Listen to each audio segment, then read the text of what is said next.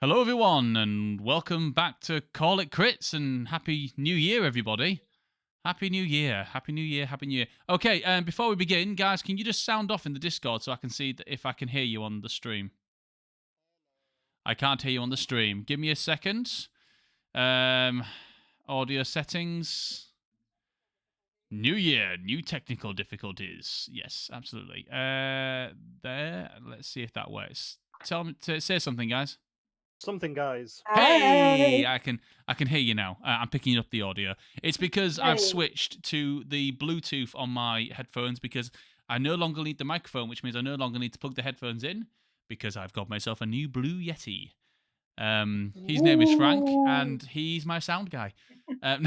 So Not to be confused with Blue Uh, Waffle. Oh, Really? I'm Bringing here all it week. down the tone. Absolutely. Good to have you Oh back. dear. Oh dear. Okay. The Anyways. first thing of 2023 that you said on the stream and the vape. Yep. Oh dear. Well, Happy New Year, everybody. Another thing that we'd like to mention today, obviously for obviously messages and things that come up at the beginning. The first message is Domesticated Moss is here. Happy New Year. Lovely to see you. It's really good to see you. You'll want to be present for this message as well. There's a couple of messages that would sort of go down the line. First one is that the other campaign that I was involved in has unfortunately been cancelled. The captain has no longer got the time to run the campaign, so sadly, Doug's adventures have finished. But don't worry, I'm sure that he will turn up in this campaign at some point because I loved him as a character. So, just look out for Doug.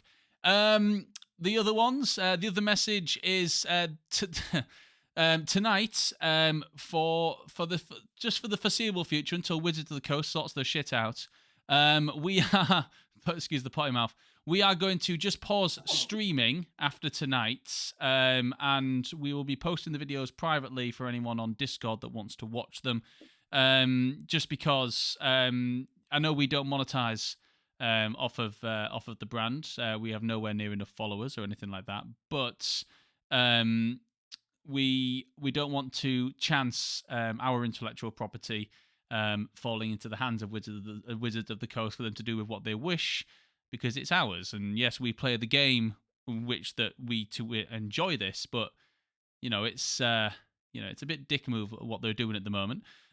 So to support Open D&D and fighting against the new OGL, we are going to be not streaming as of next week, but we will be recording the sessions, and I will be posting the sessions onto YouTube and privately and giving a private link onto the Discord for anyone that wants to watch them. I'm going to apologise for any inconvenience this has caused, or might cause, for especially you Domesticated Moss, who tunes into us all the time, and we really appreciate it. We really do. So yeah, that's how it's going to be from now on. But you will get to still watch the sessions, even if you're not fully involved. But you can still chat with us on Discord at any point. You're on the you can talk to us at any time. We're hoping that the mass outrage that has appeared throughout the D&D community will get Hasbro and Wizards to double back on this. But just in case they don't, this is what we're doing. Absolutely. And Absolutely. if not, guys, I keep telling you, it will convert to Pathfinder 2e so easily. All you need is a taste. You never go back. So, let's good. just work this out, right? I'm a big enough dick as it is with Grinks. How long do you genuinely think I would last in Pathfinder? Pathfinder 2e? Yeah, but yeah, according to Domesticated Moss, apparently Pathfinder 2e also comes under the OGL. So it's anything that runs on a D20 system pretty much is running on D&D rules. So yeah, it does come under the OGL. Our own system. Yes. All right. Do you know when I was in my early 20s, I started coming up with my own D6 system and it was crazily imbalanced, and it was daft and didn't work. But we could use that instead, right? Dungeon World? Do you know, Yeah, there are a lot of cool systems out there that you could use. Yeah, I'm sure yours is good too. Sorry. It's all right. We could go to Fate. The Fate system. Fate system's cool. Oh no.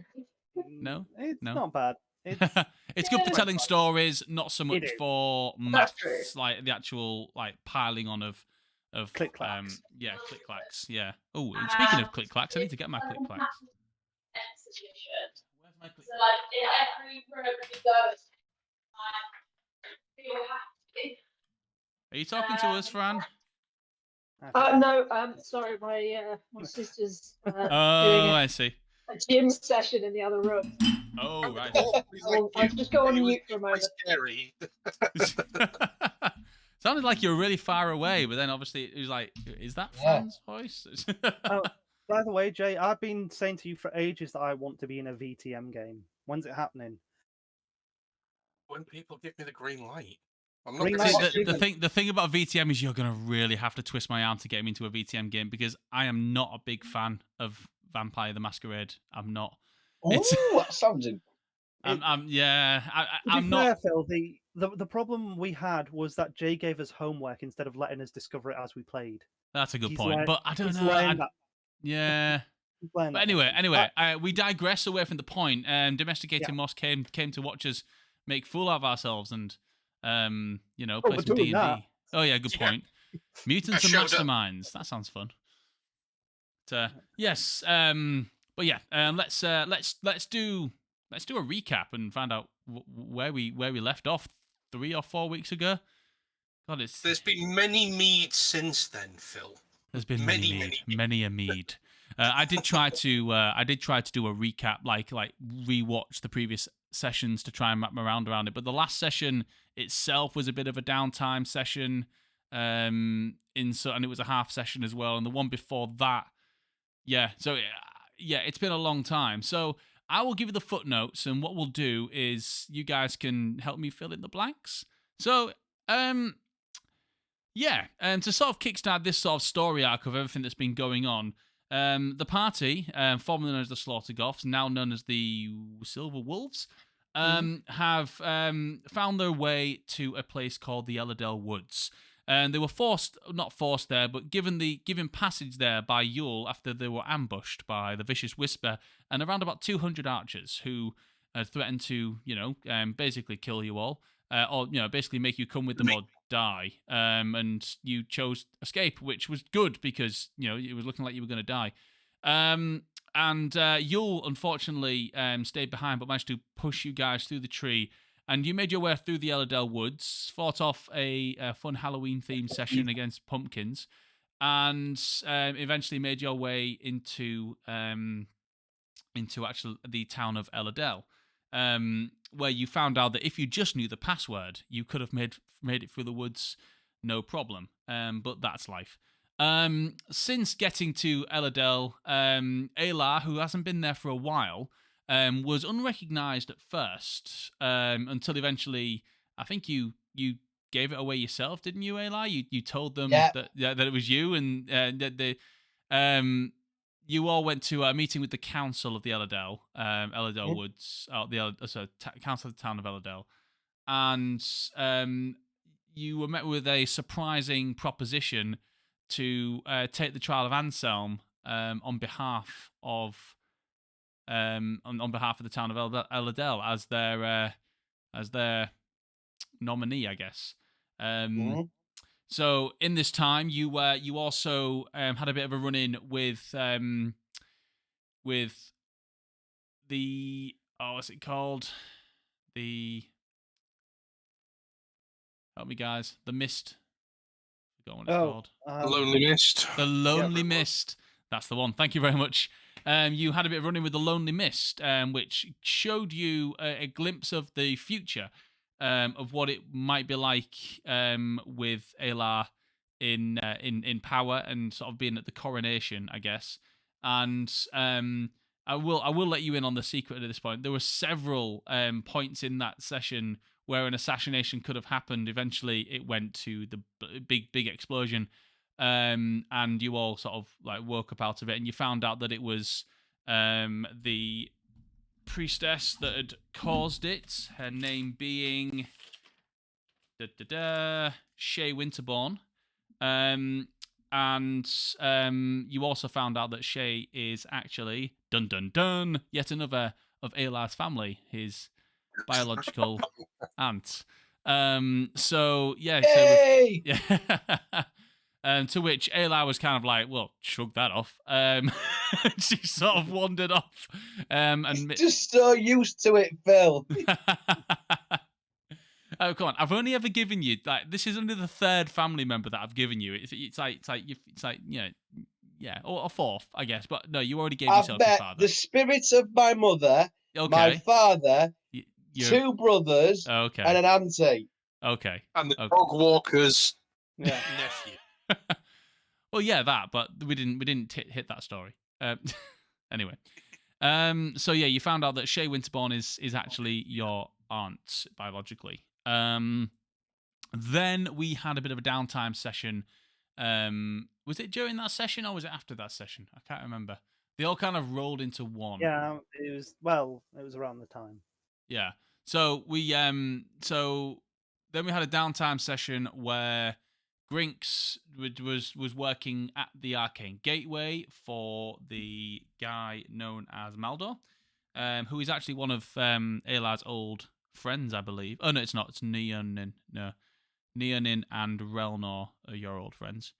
So you were working for Maldor at the Arcane Gateway, and I believe at one point, Sal and Morwin were doing some research at the library regarding some things as well. Is there anything you guys want to mention that you feel it might be important going into this session before I start? The only other thing that I can remember of note, and it's only because it's going to come up this session, is that I went to find some spicy mushrooms. Oh yes, you went to find some spicy mushrooms, and that was a main thing.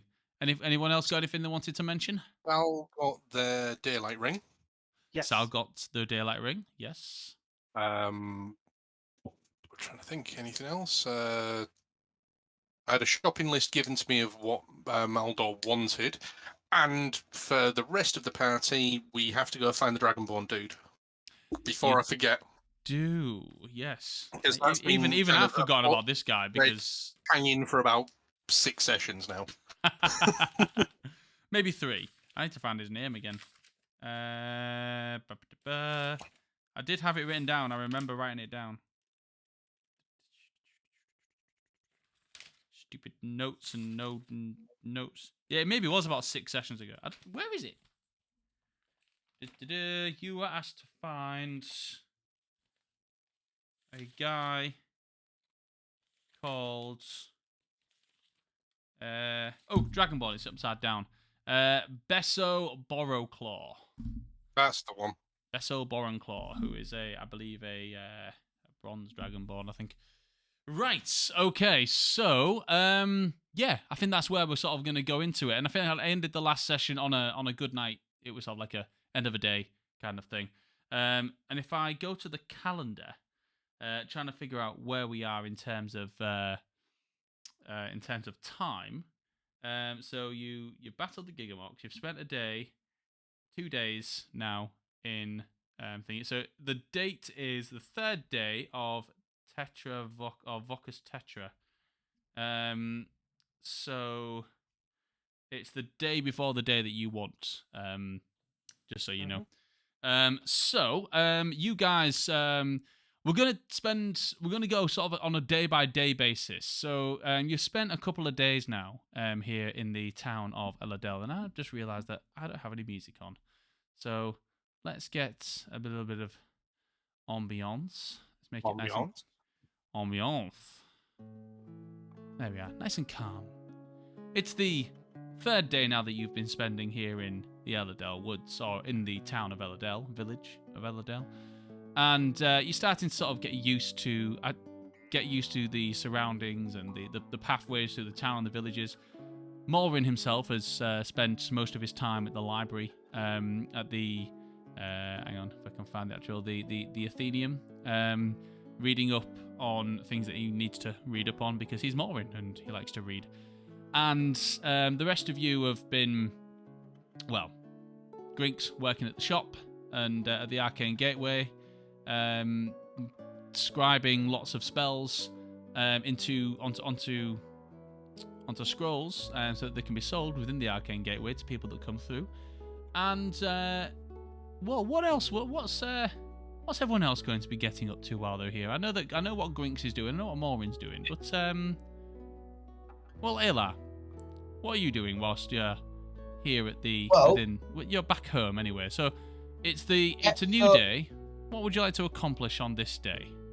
So, Ayla's got a number of things he'd like to do in this day. He'd like at some point to catch up with his old friends, Mhm. and he'd also like to pay his respects to the statue, and he'd also like to go and recharge the ring by summoning those evil spirits that you can simply vanquish and then charge up the ring. Like Yes. Cracking. Can I tie in my acquisitions with Ayla doing this? So he's distracted, he's not in the shop. Okay. So yeah, you absolutely can. We'll say that that Maldor will probably help you with those probably later on in the day, after shop shuts, but Grinks is still working. We'll do your other things first in the day, and we'll bounce between players for now. So we'll start with you, Ayla. You said you wanted to catch up with people and pay respects to the statue. So I had two old friends. Do you remember? You do, yes. And I was yes. So Neonin, who works at the Athenaeum, that's basically the library, and you've got Relnor, who's he works for the town guard. Or she works at the town. No, she. I can't remember if it's a boy or a girl. You can decide. I think one was a boy, one was a girl. Are they? No, well, okay. So we'll go with Relnor. Relnor can be female, and we'll have Neonin can be male. So, so Relnor was the one who had the pet mole called Mr. Bits. All right. Yeah. Mr. Bits. Mr. Bits. Yeah. What was it? A pet what? A pet mole. All right, cool. Yeah. When you knew her that they had a mole that she used to look after, and she called it Mr. Bits because when it dug, it flung bits all over the place. So it was called Mr. Bits. Excellent. Yeah. So yeah, who would you like to see first? Would you like to go see Neonin at the Athenaeum or Relnor with the town guard? The library. The library. Okay, so we'll say that for the purposes of this, after you get up and go and pay respects to the statue of your mother at the Temple of the Wild Mother, you can head on to the library, the Athenaeum. Whilst I'm at the statue, I say a prayer to Melora, and I also pay my respects to my mother as well. So yeah. Absolutely, yeah, and you have a nice quiet moment of peaceful serenity there, and there's a cool wind which, as it blows past you, goes warmer, noticeably warmer as it sort of blows past you, and it's a strange, comforting feeling.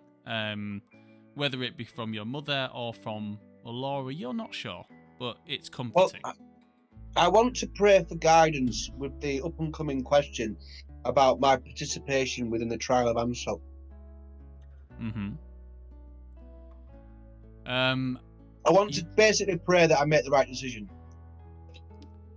So, are you asking for advice on this? I'm asking for a sign or something, or some guidance over the next sort of passage of time. Okay. To guide me in the right direction and make sure I'm... Okay. You propose this question and query before the statue of your mother in the name of the Wild Mother, Melora. and as you do, that same warm wind sort of blows past, and then the air becomes still again. You get the feeling that should you need guidance on this, it will come at the right time. Okay. Very good. Okay. There's no verbal message or anything like Nope. that, but that's not the way the Wild Mother works. Not No. in this world, anyway. So after this, you head to the Athenian. Morvin will have been at the temple as well. He'll have been probably looking at checking out the actual religion text while he's there and just waiting for you to finish, and then he'll make his way to the Athenian with you. Phil, Yes. before I go in, I don't want to just walk in and say, "Hello, blah de blah, my name it's Ayla." Uh-huh. I want to go in there and try and just go up to them and inquire about taking a book out or something like that. And I want to see if they recognise me.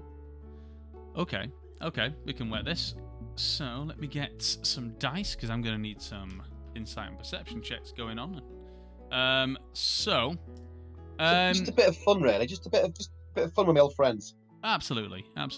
So you walk into the Athenian. It's a large library. There's a decent amount of books within this building, and it's all set up. I think I described it before. It's I have a lower level library and like a mezzanine that sort of goes up with two sets of stairs that go up to the top with more books on the top as well. And sort of like in the middle between the two staircases, there's like the library desk, and behind it you see there's an elven male with sort of short brown hair, sort of like quite tidy short brown hair that's almost sort of comes down, almost comes into a parting to one side.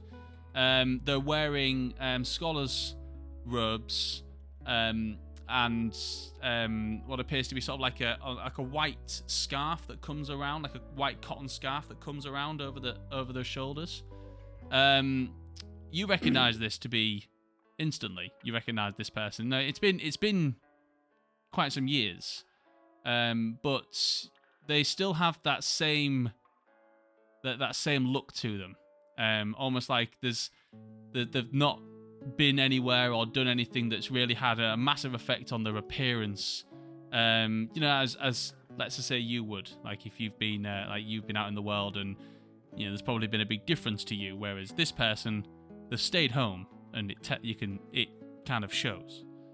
You sort of walk in and they don't acknowledge you at any point. Actually, they acknowledge Mulrin. He acknowledges Mulrin first. As Mulrin sort of goes up and says, "Just gonna go catch up on my books." And he says, "Oh yeah, they're just in a pile. I left them where you wanted. Just make sure you do put them back in the right order, though. Okay." And then he turns to you and, "Hello. Can I help you?" So I'm sorry, you've got a very familiar face. Have I seen you around? Yeah, I was wondering if you could help me. Sure. Have you got the book "Brainwashing is the Cinch"?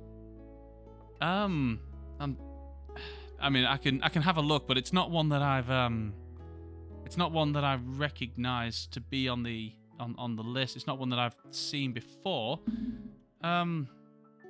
I can have a look in the books though, if you like. Brainwashing. Or have you got Cooking to Kill, the poison cookbook? I can honestly say we definitely don't have that one. Or how about Gallop Your Maggot? Hang on. Or Goblin Proofing, One's Chicken Coop? It can't be. Really? Or how about the classic book Hookers or Cake? Oh, the gods, it is you. Hello Ayla, there, my old friend. He just kind of, he walks around the side of the desk and with just the smile beams on his face. he walks up towards you and just gives you a big embrace, just a big hug, and it almost like it's like a big hug, but then kind of pushes away because your armor is quite hard. Where he just kind of like, oh, it's so good to see you, friend. How have you And been? you. It's been years. I take it this means you do not have the book, How to Goblin-Proof Your Chicken Coop. No, we don't have how to goblin-proof your chicken coop. Although my dissertation on that back in in school was fully laughed at. But thank you for reminding me.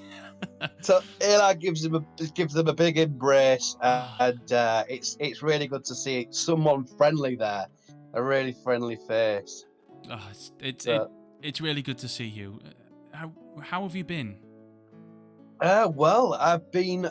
Where haven't I been, and what haven't I done? As you can see, I may have changed since you last saw me. I've now got with me a really valuable a really wonderful bunch of people that are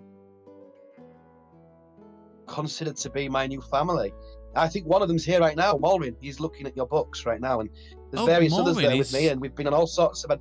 Yeah, he's one of my colleagues. He is one of the adventurers. I've not been able to get rid of him for the last couple of days. In fact, he's that's Maureen. Yeah. He's been asking for books on all sorts of things. Did he ask for how to goblin-proof your chicken coop? He did not ask for that book, no. I can't believe you fell for that. If you wanted to read that, I still have that back at home. Actually, the old paper that I wrote. Never mind. We're not gonna go into that. But no, it's good to see you. Yeah. Where have you been? It's obviously I didn't get to see you on the day that you left. It was a little sudden and yeah. Well, let's just say that everything that I've experienced has possibly worked out for the better. You know, I've been on many adventures and ridding the region of plagues and fighting off monsters and devoting myself to a newfound cause in Melora and meeting new people. Faith? Yeah, absolutely. And it's just been such a journey, really. And it's. I have to admit, after your experience here and everything that happened, I'm quite surprised that you'll have found faith within Melora. I think Melora found me, to be honest. But yes, you speak of plagues as well. I don't know if you know, there was, well, I guess you probably do know, there was quite a dreadful illness that had made its way through Elladell. We lost quite a few good people. Yeah, our party were influential in working to rid the area of that particular plague. You were? Yeah, absolutely. Yeah, we spent a great deal of time and effort in finding a solution to that problem and ensuring that it didn't continue to poison thousands of people. Obviously, you're. This is something that you've lived. But how did you do that? How? Well, the party is mixed with its abilities, and I'm not, believe it or not, the wisest of the party. It won't be any surprise that we have many others in the party that all have different attributes. When we came together, we formed a formidable team, and we managed to create an antidote and get it in the water supply and rid the world of this little problem. That's amazing. We've been very busy. We've been fighting dragons and all sorts of things. Yeah. Is this something that the town council know about? Because if they knew this, they would owe you a great debt of gratitude.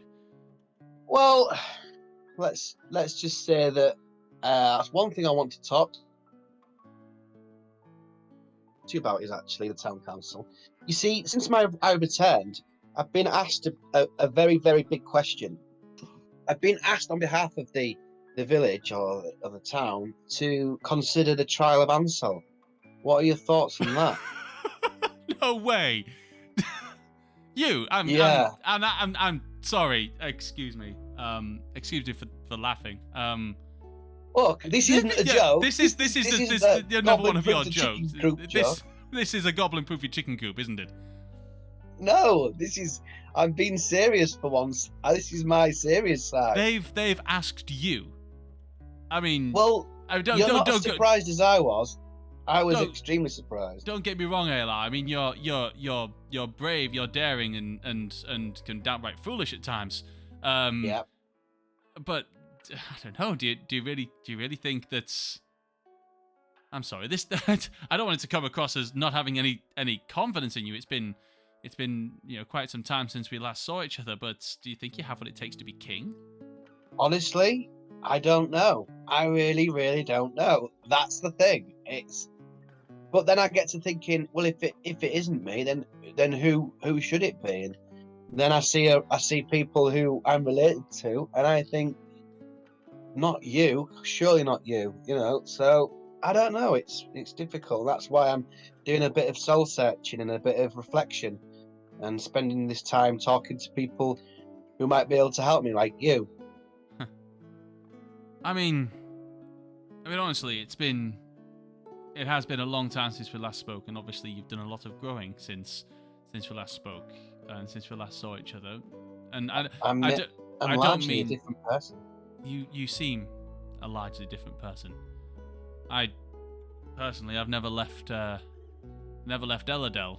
And spent my days buried in these books. I mean, this is my palace. This is my adventure playground. This is everything I want from life. But obviously, Ayla, you were always one to want to. You always wanted to be more than just someone that lives here in Elladel. You always wanted to go out and do more. And I guess when you were not forced out, but when you felt like you had to leave, Mm-hmm. I think that was probably the best thing for you. Oh yeah, and that's the way I think it's turned out. I think it's been a blessing, not a curse. I think it's worked out really well. Would you do me one really big favour? Of course. My colleague here, Mulrin, could you see that he gets access to everything that he needs? This could be really beneficial for him being in this library, and I'm sure that you'd be able to assist him in finding the books that he requires, because I'm pretty certain that he'll have a specific idea of what it is he's looking for, and I'm sure that with your help he might be able to find it. Absolutely, I'll make sure he gets access to everything that he brilliant. asks for, no matter how And- impossible and it sounds. And whilst we're at it, you couldn't give me a little bit of an insight into the council, just Of course. a little bit of a hush on who I should trust and who I should not trust. If you want to, I mean, obviously we trust the council to run Elladel. We put all of our trust and faith within the council. So all of them are, in my opinion, would be trustworthy people in their own ways. They all have very different personalities and very different ways of doing things, though. The one that you probably need to look out the most for would be Maya. She kind of puts herself as kind of goes to Hush Turns, self-appointed leader, even though it's supposed to be a council of equals. She kind of pits herself above everybody else, thinks that she's the one that makes all of the decisions. Valdin, he's just a big himbo. If you didn't know, he's actually taken the trial of Anselm once, and failed. Tried to. And he's still alive. Tell the tale. Valdin, of course. If you're talking about the council, he sits on it. No, but what I mean is, I thought if you failed the trial, there is a I thought great. this was one of the trials that's so testing and demanding that. Yes. Well, there are people that have fallen within the trials of Anselm. There are people that haven't. Unfortunately, they suffer more from a sense of failure than anything. It's a great from the books that I've read on the trials of Anselm. A lot of the people that fail the trial of Anselm and live afterwards.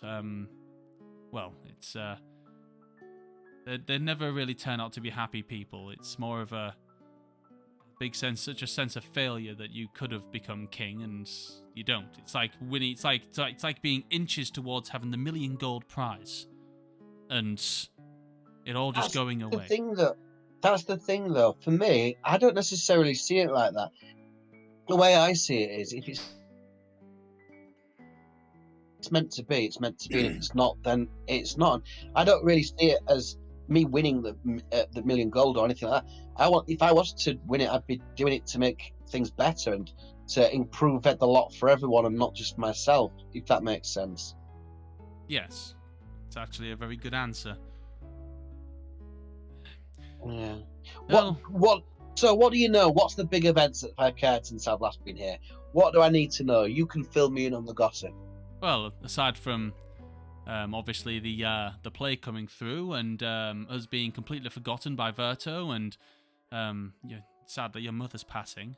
I think a lot has put itself into a decline since then. Fortunately, I've made my peace with my mother's passing. I managed to speak to her spirit far away, and yes, that You're very fortunate. was a chance for me to grieve and mourn. And yeah, and that's the way I see it. Yeah. I mean, Oh well. other than that, it's been, well, not eventless, but not as, those are the big events that have happened in the last few years since you left. Well, you and I must catch up more later. We must have a drink together at I'd some very point. much like to meet the rest of your party. If Mhm. if they wanted to head over to the wanted to ever go to the, is it the blushing branch? I sometimes go down there for a wine every now and then. I'll bring them. If they're willing to pop along, I'll bring them later. That'd be nice. That'd be really good. I'd like to hear more about the things that you've accomplished, and maybe take some notes. I've been speaking to your friend Morvin every now and then. He talks a lot about a snake goddess that he reveres, and it sounds pretty scary. But it's been interesting. Talked a lot about his suit of armor and some sort of spell shard that he uses to keep information, which is very it's entrancing, really is. Mulrin is very wise. He is a very wise member. He is the wisest of our. He seems it. Yes, he seems like party. a wise gnome. And as I said earlier, if you could help him find what he needs, I would be in your debt. Well, I will. But now, I will endeavour to make sure that he gets everything he needs. Well, it's been great seeing you once again, old friend, and I will bring my colleagues down to meet you if they are willing later on in our favourite drinking hole. It's been amazing to see you again. You too. Come here. Bring it in. And he gives you another hug. And he says, "Right, I better get back behind the desk. These books don't sort themselves." And no. And by the looks of things, I'm going to have a bit of a mess to clean up upstairs after your friend Morvin's finished. Notes everywhere. Oh yeah. Right. Absolutely. Right. I will hopefully see you at the Blushing Branch later. And he goes back. I look forward to it. He wanders back over behind his desk and starts organising some papers. And we'll cut away from Eli just for a second, or just for now, and we'll move on over to... I know what Grinks is doing, and I'll come back to you shortly, Grinks. Ralshin or Sal, what are you two up to? I am going to... go... Sorry. Go on. Okay. I'm going to actually go find Sal and kind of go, hi. Sal, you wanted to know about Alestray. Yeah. I was just wondering, well, tomorrow is the distant full moon, and that's when it's easiest to connect with her. I was just wondering if you wanted to stay up and witness it with me. and we could talk some. Yeah, that sounds something to do. And Give it a go. I know we've had a brief chat about this before, but your friend, the one who she got you to the Feywild, Olist. yeah. Did you want to maybe talk about her some?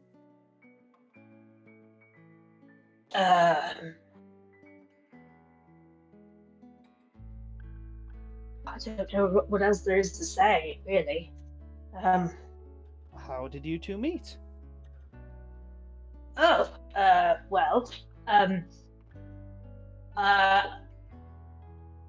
I out of character. I just need to really quickly find my character notes. No problem. Yes, I believe the first time I met her was when I woke from consciousness after being knocked out, after being thrown into a chasm. Oh, Yeah. Yes, I got basically I had a mission and I failed the mission, and Kellis wasn't pleased, so yeah, had me thrown into the Dryder pits. Funny story. the dried the spider drow abomination. Yes. Oh. But luckily, she found me before any of the bad ones did. Sorry, she was a Dryder? Yes. She Is that's that strange? I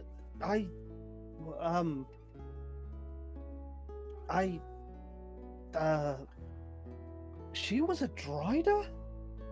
Yes. I mean, she wasn't always a Dryder. No, She'd been something else before. yeah, but I thought Driders were more beast than sentient. She had her moments. I mean, she wasn't always fully lucid, but most of the time she was just not normal, but Oh, just quiet and okay.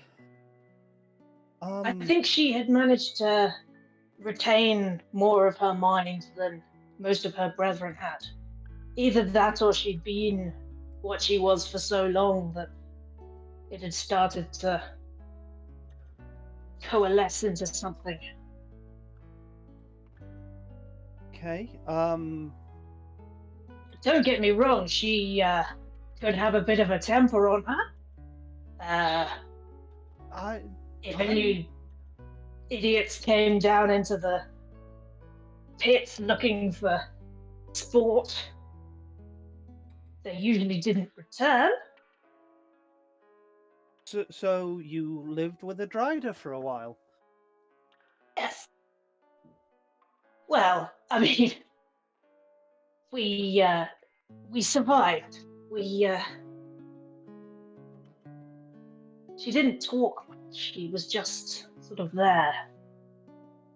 Honestly, I would have died if she hadn't saved me. Okay. There's not all monsters look like monsters. No. Not all monsters are monsters.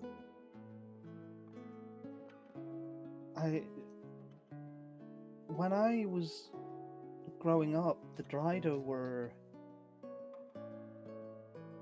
horror stories. They were dark pieces of the past that my family had left behind. So this is a lot to take in. Well, she was the only one as far as I knew. She hated the others as much as any other person would. Okay.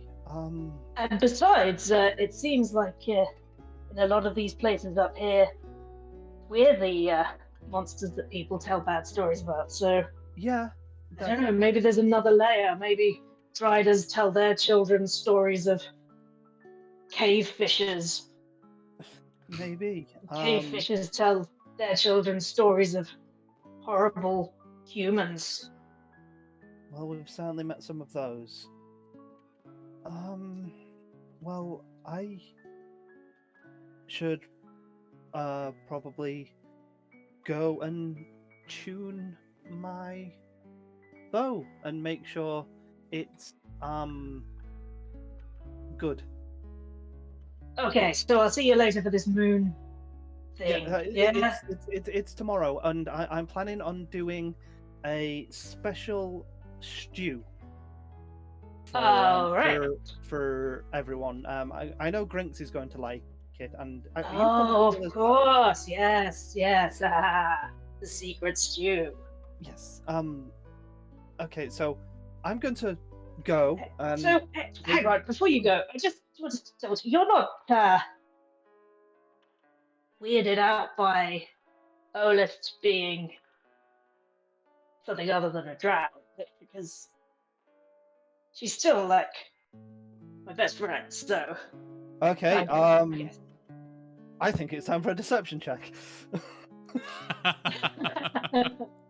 Let's see, what's my deception?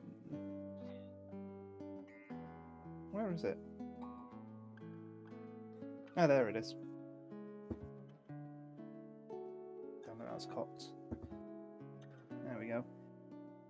It's not great. That is a 12. I got. Nope. Oh well.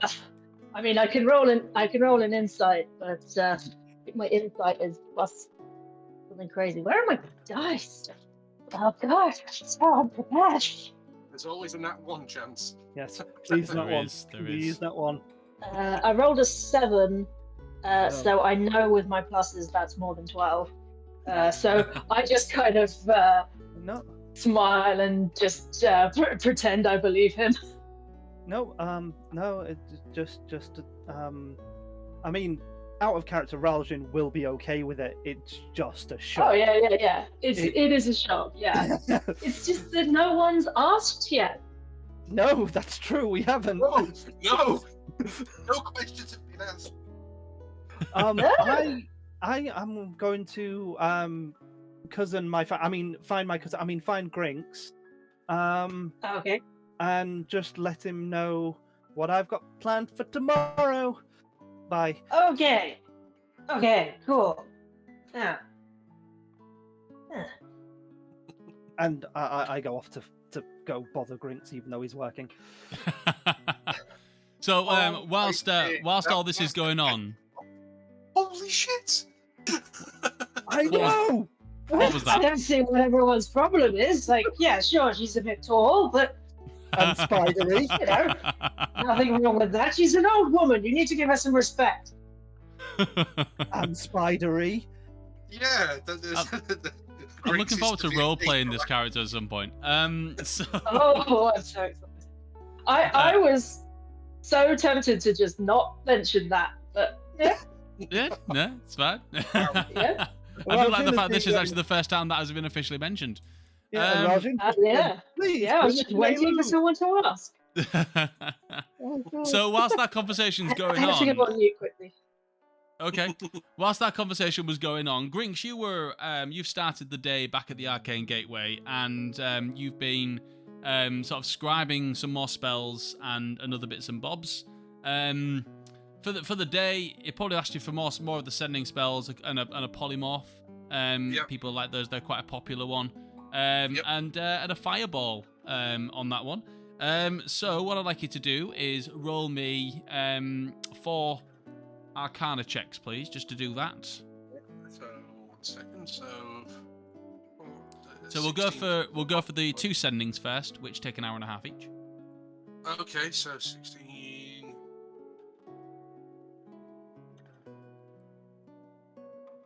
26 for the first one. Oh yeah, that's a good sending spell. Good quality. 22 for the second. That's another good quality spell. And do you want to do the fireball or the polymorph next? Do polymorph. That's one you're not as proficient as, so don't add your proficiency to this one. Okay, so that's 18 on dice plus 3, so 20. Oh yeah, that's a good spell, good polymorph, and fireball. This one you are natural proficient at. 20. Oh, that is that's your best one yet. While I'm doing that, because I got such a good roll, and it's evocation, so that's my speciality, so it would be done in half the time as well. Am I okay to try and do a deception and write out a silvery barbs, because that's only a level 1 spell, while I'm doing the fireball? Yeah, I'll allow this. So whilst you're doing, you have to open up his book to do this. So so whilst this is going on, his book is just there. It's on the desk. It's closed on the desk. First of all, I'd like you to give me a perception check on the book. Oh, perception check. Okay, so that would be 14. 14. So one thing you notice just by looking at the book is you notice that the book itself is it's a red arcane book. It's adorned with sort of like gold, sort of gold trimming on the corners and jewels, red jewels in the top corners and blue jewels at the bottom. And in the center, it's got the elven name of Maldor, and it's written in sort of elvish scripture right across. It actually says Maldor the Magnificent, because he's that. Yeah. Could I pop detect magic whilst I'm doing this to aid in seeing if I can get into this book without triggering any traps or alarms? Yeah, give me a detect magic. Well, I just roll, so you tell me what it is. It's at will. It's Drow High Magic. Oh, right, okay. So you don't have to... I was just using this to maybe give myself advantage on the Arcana that I would need to circumvent any magical trap. Obviously, this is a magical grimoire. It's a magical book. It's there's a lot of magic coming off this. Different coloured auras all over the shop, and it's really hard to detect anything that are main spells or anything that might be I'm quite happy to spend a few hours looking at this and try and pick it apart. Use patience and actually skills of the Arcanum to actually figure this shit out. Okay. So after a few hours of just sort of like looking at this book whilst you're writing out these spells, you do notice as you're reading through, as you're sort of staring at it, there's a specific kind of link between the gems on the book and a type of illusionary magic. You can't pinpoint the spell because there's too much going on, but there's some sort of illusionary magic that is linked to the blue gems at the top and the red gems at the bottom. So, trying to build a picture in your mind, within the gold sort of like trimming, like almost like what they call like the gold corners. It's like a nice adorned pattern, and then there's 3 blue gems at the top, 3 blue gems at the bottom. Sorry, 3 red gems at the bottom, and then the opposite corner there's a single blue gem at the top and a single red gem at the bottom. Okay. Just because my visualization skills are shit, can I roll my Arcana and just see if I can try and work this shit out? Yes, give me an Arcana roll. Okay, so that's 15 on dice plus 6 plus 3, so 24. Okay, with a 24, you get the feeling, or you notice quite obviously that these gems that are on there, if they were to move, or if they were to right, trying to say it properly, if certain gems weren't covered properly as you open the book, you will set off some sort of illusionary alarm. It's all about taking a chance. So one thing, what basically what you have to know is, do you hold the red gems at the bottom when opening the book, or do you hold the blue gems at the top when opening the book? And there's a specific way to actually open the book without setting off the alarm. I have seen him do this before. He was showing the first time we went in there, he bragged about his spell book, and he opened it for me because he was belittling my little book, if I remember rightly. Okay, yes, I'll give you that one. Yes, absolutely. So can I do a memory check to try and remember how he opened the book to brag? So I'm going to give, this is going to be history. It's short term, but I'm going to give you a history check on this one. Okay, that's not great because I don't have proficiency in history, so it's 16 on dice, and I've got 3 intellect. Plus 3 intellect. It's not great. It's only a 19. Well, I didn't know whether you was going to let me. So it's a mediocre or a decent roll. So you tell me. It's one thing you noticed when he opened the book. When he held the book, he held it at the bottom, and he put his hand. It was a strange way of opening the book, because when he opened it, he put his hand on the top, palmed the blue gems at the top, and pulled the book open. And as he did so, the book opened. So his palm went over the 3 blue gems at the top. Okay, so I'm going to wait until he's on his lunch or he's doing something. And I'm going to try and open the book, and I'm going to get Nyx to keep an eye on where Maldor is. Okay. So, give it a little bit of time. And as you've just finished scribing the polymorph spell, you notice that sort of midday comes around, and Maldor just he pops his head into the room that you're doing the spell scribing, and he kind of says, "I'm going down to the bakery, going to get myself a sandwich and a cake. Did you want me to get you anything? Because you've been working really hard, and I want to reward that. It'll be free. I'm not gonna charge you. But did you want anything? They do really nice. There's this stuff that they recently got called chocolate, and it goes fantastically in sandwiches. Would you like a chocolate sandwich? Yeah, oh, that sounds amazing. You all thought I was gonna say cake. I can. I think Grinks would have had chocolate before, so. No, it's quite delectable. It's quite nice. Some people have it in little squares. Some people even put it in cakes. I'm not entirely sure about that one, but chocolate within a sandwich is delicious. On like a granary bread, it's really, really nice. Pumpkin seeds and pumpkin seed and chocolate. It's delicious. I can get you one of those and some sort of sponge cake or something. Tea? Yes, chocolate sandwich. That is correct, Domestic Moss. Chocolate sandwich. Yeah, with you on that, domesticated moss. With you on that. No, it's all good. So, yes, absolutely. We will. I'll pick you one up.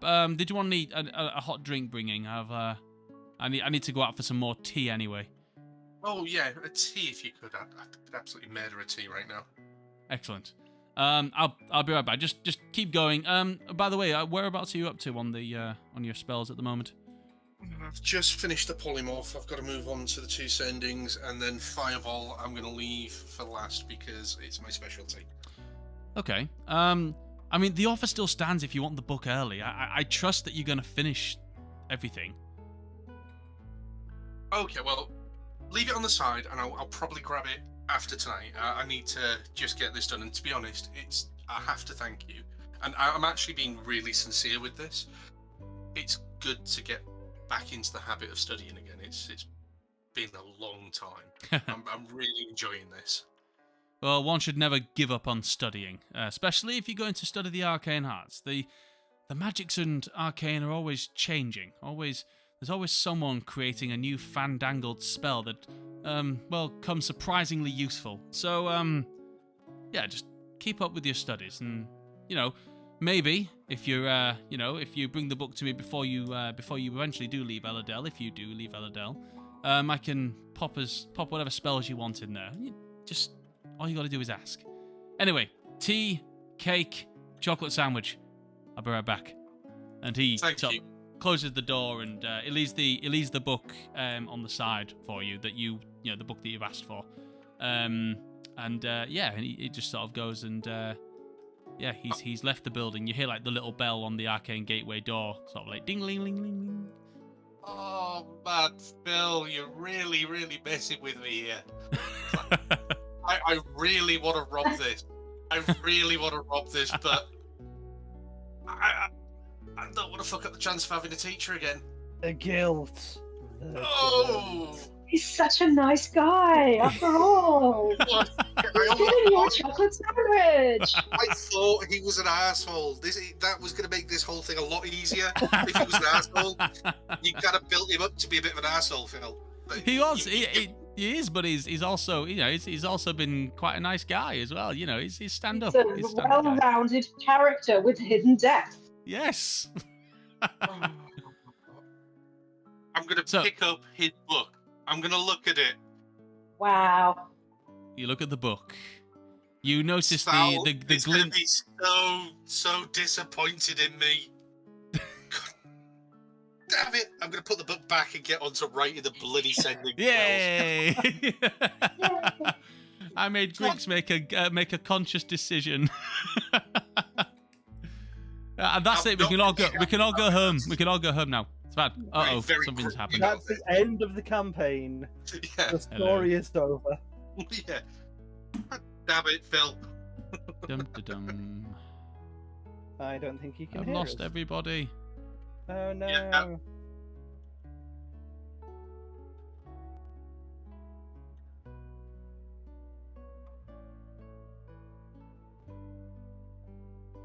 Hello. I can see that you guys are talking, but I can't hear you, which means that the stream can't hear you. Which is very strange. Don't know what's happened there. Hey, domesticated moss, can you still hear us? I think it's just me and you. It's just me and you. Hang on a second. Don't know what's going on there.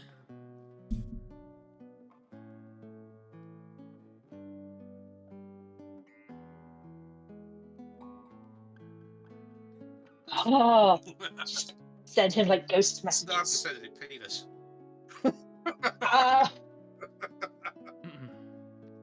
Hello. Hello? Hello. Hello.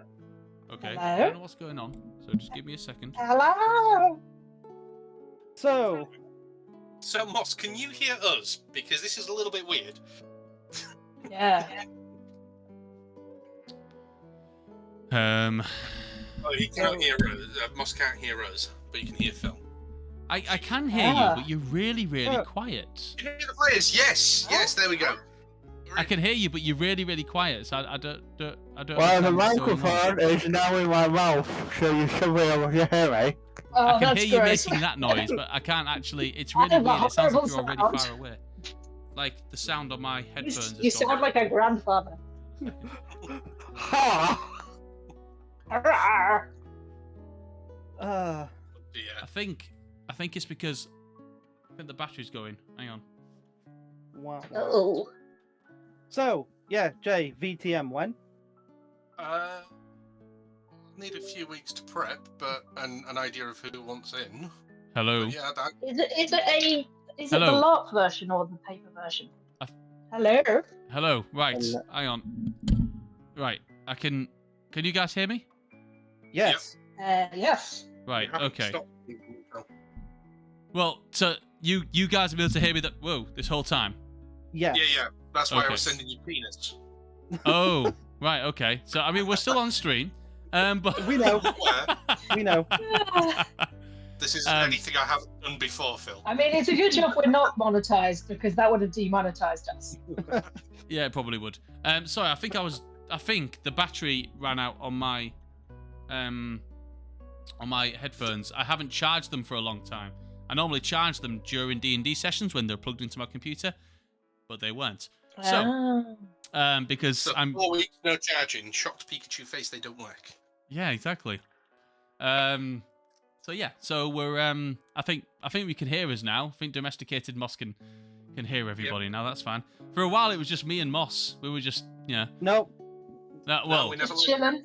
yeah, no, but you guys couldn't be heard on the stream, so Yeah. It was you and Moss and 4 ghosts. yeah, absolutely. Anyway, now that ugliness is over and done with, yeah, so you now have this opportunity, Greek. So you leave it, and you've made the opportunity. You've made the decision not to steal, not to steal. not To to be steal. a good boy.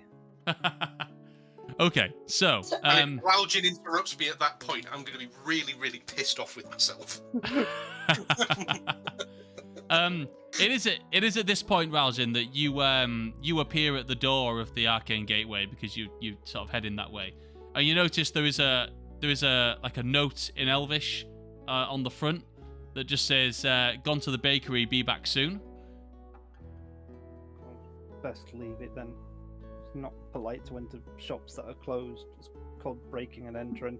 I'll just go and sand my bow and make it look pretty. As you turn around and you go to make your way back to wherever you're going to go to sand your bow to make it look pretty, you see Maldor, who's just sort of walking back. He's got like a little box or a tray, should I say, and a little bag with some food in there, and he's just sort of making his way back, sort of humming a tune, and he sort of walks past you and just sort of walks towards the shop and turns the sign around and enters. Doesn't that pay you any mind because he gives you a nod, but I do a U-turn and immediately go back. You hear the bell of the arcane gateway as Maldor has reappeared at the place. Drinks, I've returned. I've brought some sandwiches, chocolates. Thank you. Here's another pending scroll. Oh, thank you very much. You are working really, really hard. I have to admit, it's I used to have an apprentice that would do all this sort of thing, but he got sick of the job and decided he wanted to be an adventurer. Don't know where he is now. Probably somewhere out in the wide world. But it's nice to have a hand around the place every now and then. So thank you. I sincerely mean that. You could have just given me the gems and and taken the book and left, but no, I appreciate it. The book is untouched where he left it. It is. He notices that. He just sees it just on there. Maybe. I mean, I think Alar was on about me wanting to go and fight some fire mephits at some point. Some elementals that he wanted me to summon for him, but yes, please. I mean, maybe you wanted to. Did you want to come along? I can teach you the summon elemental spell. Yeah, I mean that sounds fun. I mean, you were saying that there was a few that you might be able to help me out with a few other spells. I mean, been out the loop learning magic for about 60 years. Apparently, I pissed off the wrong archfey. Who knew? Yeah, you don't piss off an archfey. That's probably rule 1 in any book, actually. You see, I was an arrogant ass. I cheated Viloth out of gold, and he punished me for it. Hang on. Viloth, you cheated. You know who Viloth is, don't you? No, I didn't. I do now. I didn't. I didn't know. I thought he was just some Eladrin who was flashing his cash. You do realise that he visits Eladel quite frequently, don't you? We've sorted out our differences. We're all right now, as far as I know. But he put me in some sort of magical prison for the last 60 years. So I mean, it's nice working again. The last time I saw Violoff, we had one hell of a party. It was here, a home party. Just before the plague hit, actually. It was somewhat of a wetting the baby's head kind of deal. Although Herrion had been Herrion was, well, how old was he at that point? Probably about 12 years old at that point. But I don't know. I guess time works differently for Archphase. Yeah. Well, yeah. But I'd love to come and observe and learn. But yeah, I mean, off the back of what you were saying earlier, there are a few spells that I'd be interested if we could come across those. I mean, gold's an issue at the moment, and I will hand him the list of things that I'm looking for. So that's the ones that I gave you. So it's just, yeah, if you've got any of those, or I mean, point me in the right direction, that'd be something I'd definitely be interested in.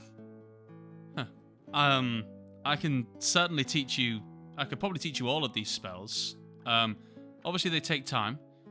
It's a lot quicker to learn from someone than it is to copy them from a book. So, I'm more than happy to teach you the basics, teach you the wording, teach you the somatic components, and you could get these. Each one of these learned one a day. Okay, well, I'll work diligently and throw in a couple of extra spell slots while I've got them as well. Just ways to compensate you and say thank you. Well, yes, that sounds absolutely fine. Of course, I'm not going to charge at all. You don't have to do anything extra. You do what you're doing, and think of it as I want to, and it's keeping me in practice. I need the mental discipline now. Well, that's fine. I mean, are you wanting to come and join me in helping Ayla with his elementals? Oh yes, I would love to watch Ayla get his ass. I mean, this is going to be great. I am supposed to be giving him an easy challenge so that I don't actually. No, not too easy. Not too easy. There's a whole incident with a pissing pot. What are you on about? You're not there. So there's a story here about Ayla. So okay. I'm going to sit down. I can see Ralgid. I'm going to usher him over, and I'm going to regale him of the man with the crabbages. And the incident. So yeah, I'm absolutely going to be on board with helping him summon fire elementals for Ayla, and if I get that as a spell, happy days. As the story goes on, you just notice that Ralgin's shoulders just sag, and he just looks weary, and he's just like, oh god, not this. Oh, come on, guys, it'll be fun. And I'm just going to pat him on the shoulder, and I'm going to take my first bite of a chocolate sandwich. I've never had chocolate before.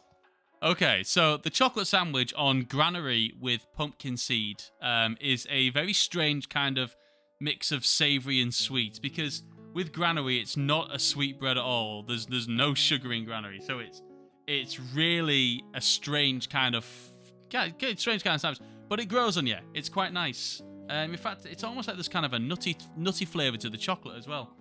I hope Grinks isn't allergic to nuts, but but no, it's quite nice. It's like a Nutella sandwich. Oh, this is amazing. Kid, have you had this before? It's something called chocolate. Doesn't normally go in a sandwich, but this is amazing. Nom, nom, nom, nom, nom. Okay. So, Grinks, I've got something to tell you. What? And then I say in Undercommon, do you speak Undercommon to the shop owner?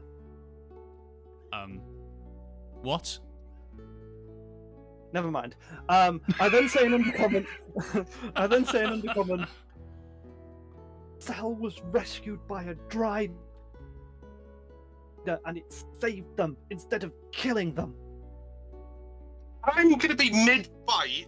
I'm going to cough and splutter. I'm in common because my brain can't compute. I'm going to stutter the word drider. What? Yeah. I'm sorry, is this a I'm gonna ask them conversation about that it I'm tomorrow, not going? Oh, sorry, you're speaking a weird language again.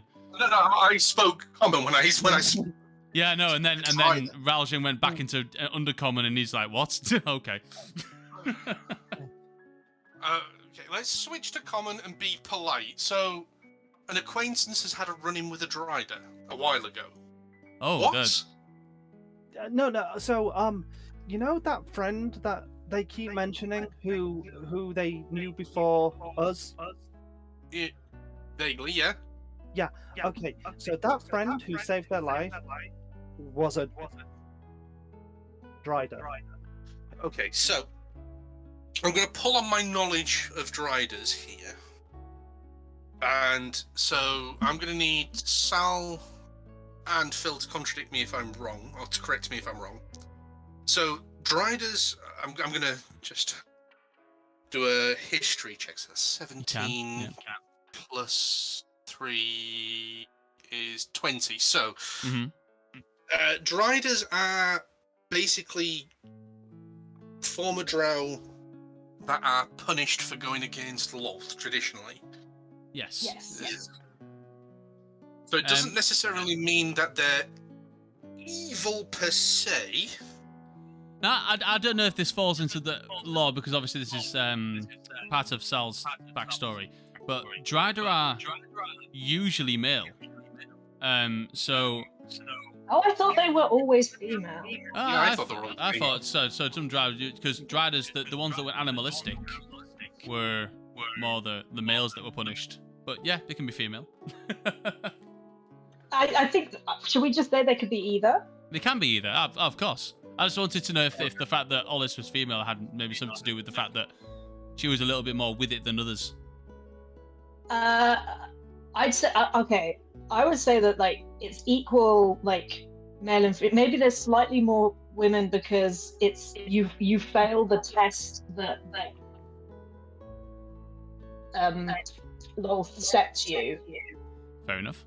And failure is one of the things that can turn you into Drider, but it's not the only thing, maybe. So, okay, no, I like that. No, that's good. It's good. Maybe my law's wrong. But no, yes, but so you're right. Essentially, I would know then that it's either a failure of a test or a punishment for going against Lolth.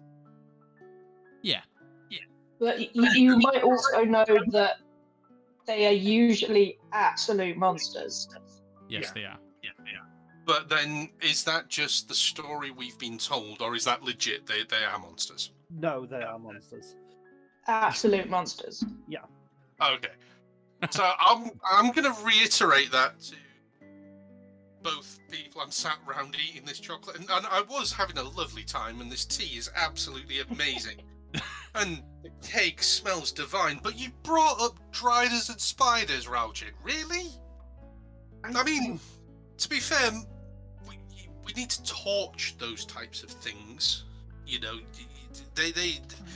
I'm not Lolth's biggest fan. I mean, let's be fair. I mean, yeah. You know, she deserves to die in a meteor storm.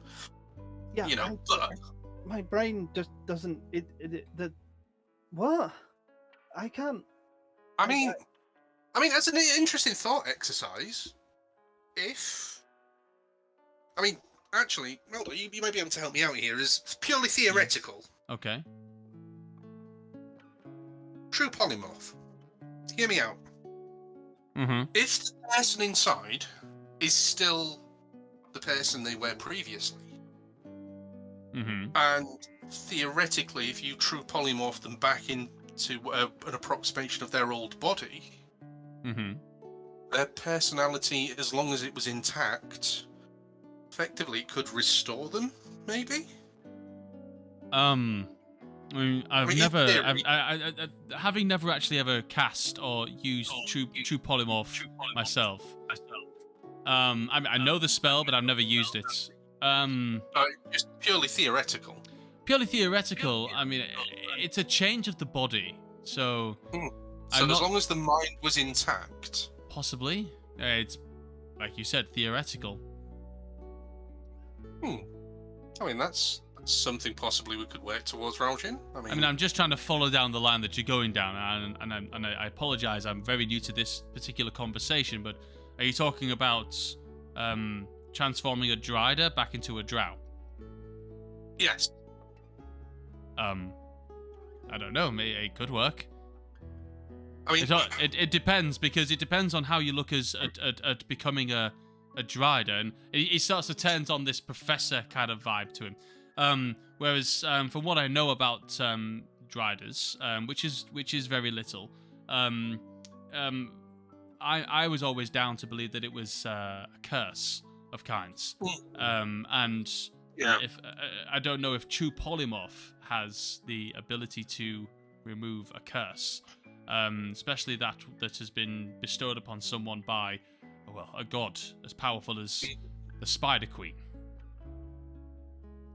Okay. I'm That's interesting. gonna go and work on my bow. I just had to tell you this because, you're the only person in this village beside me who can understand what a mind screw that is. Oh yeah. I do not. I don't like spiders at the best of times. That's no.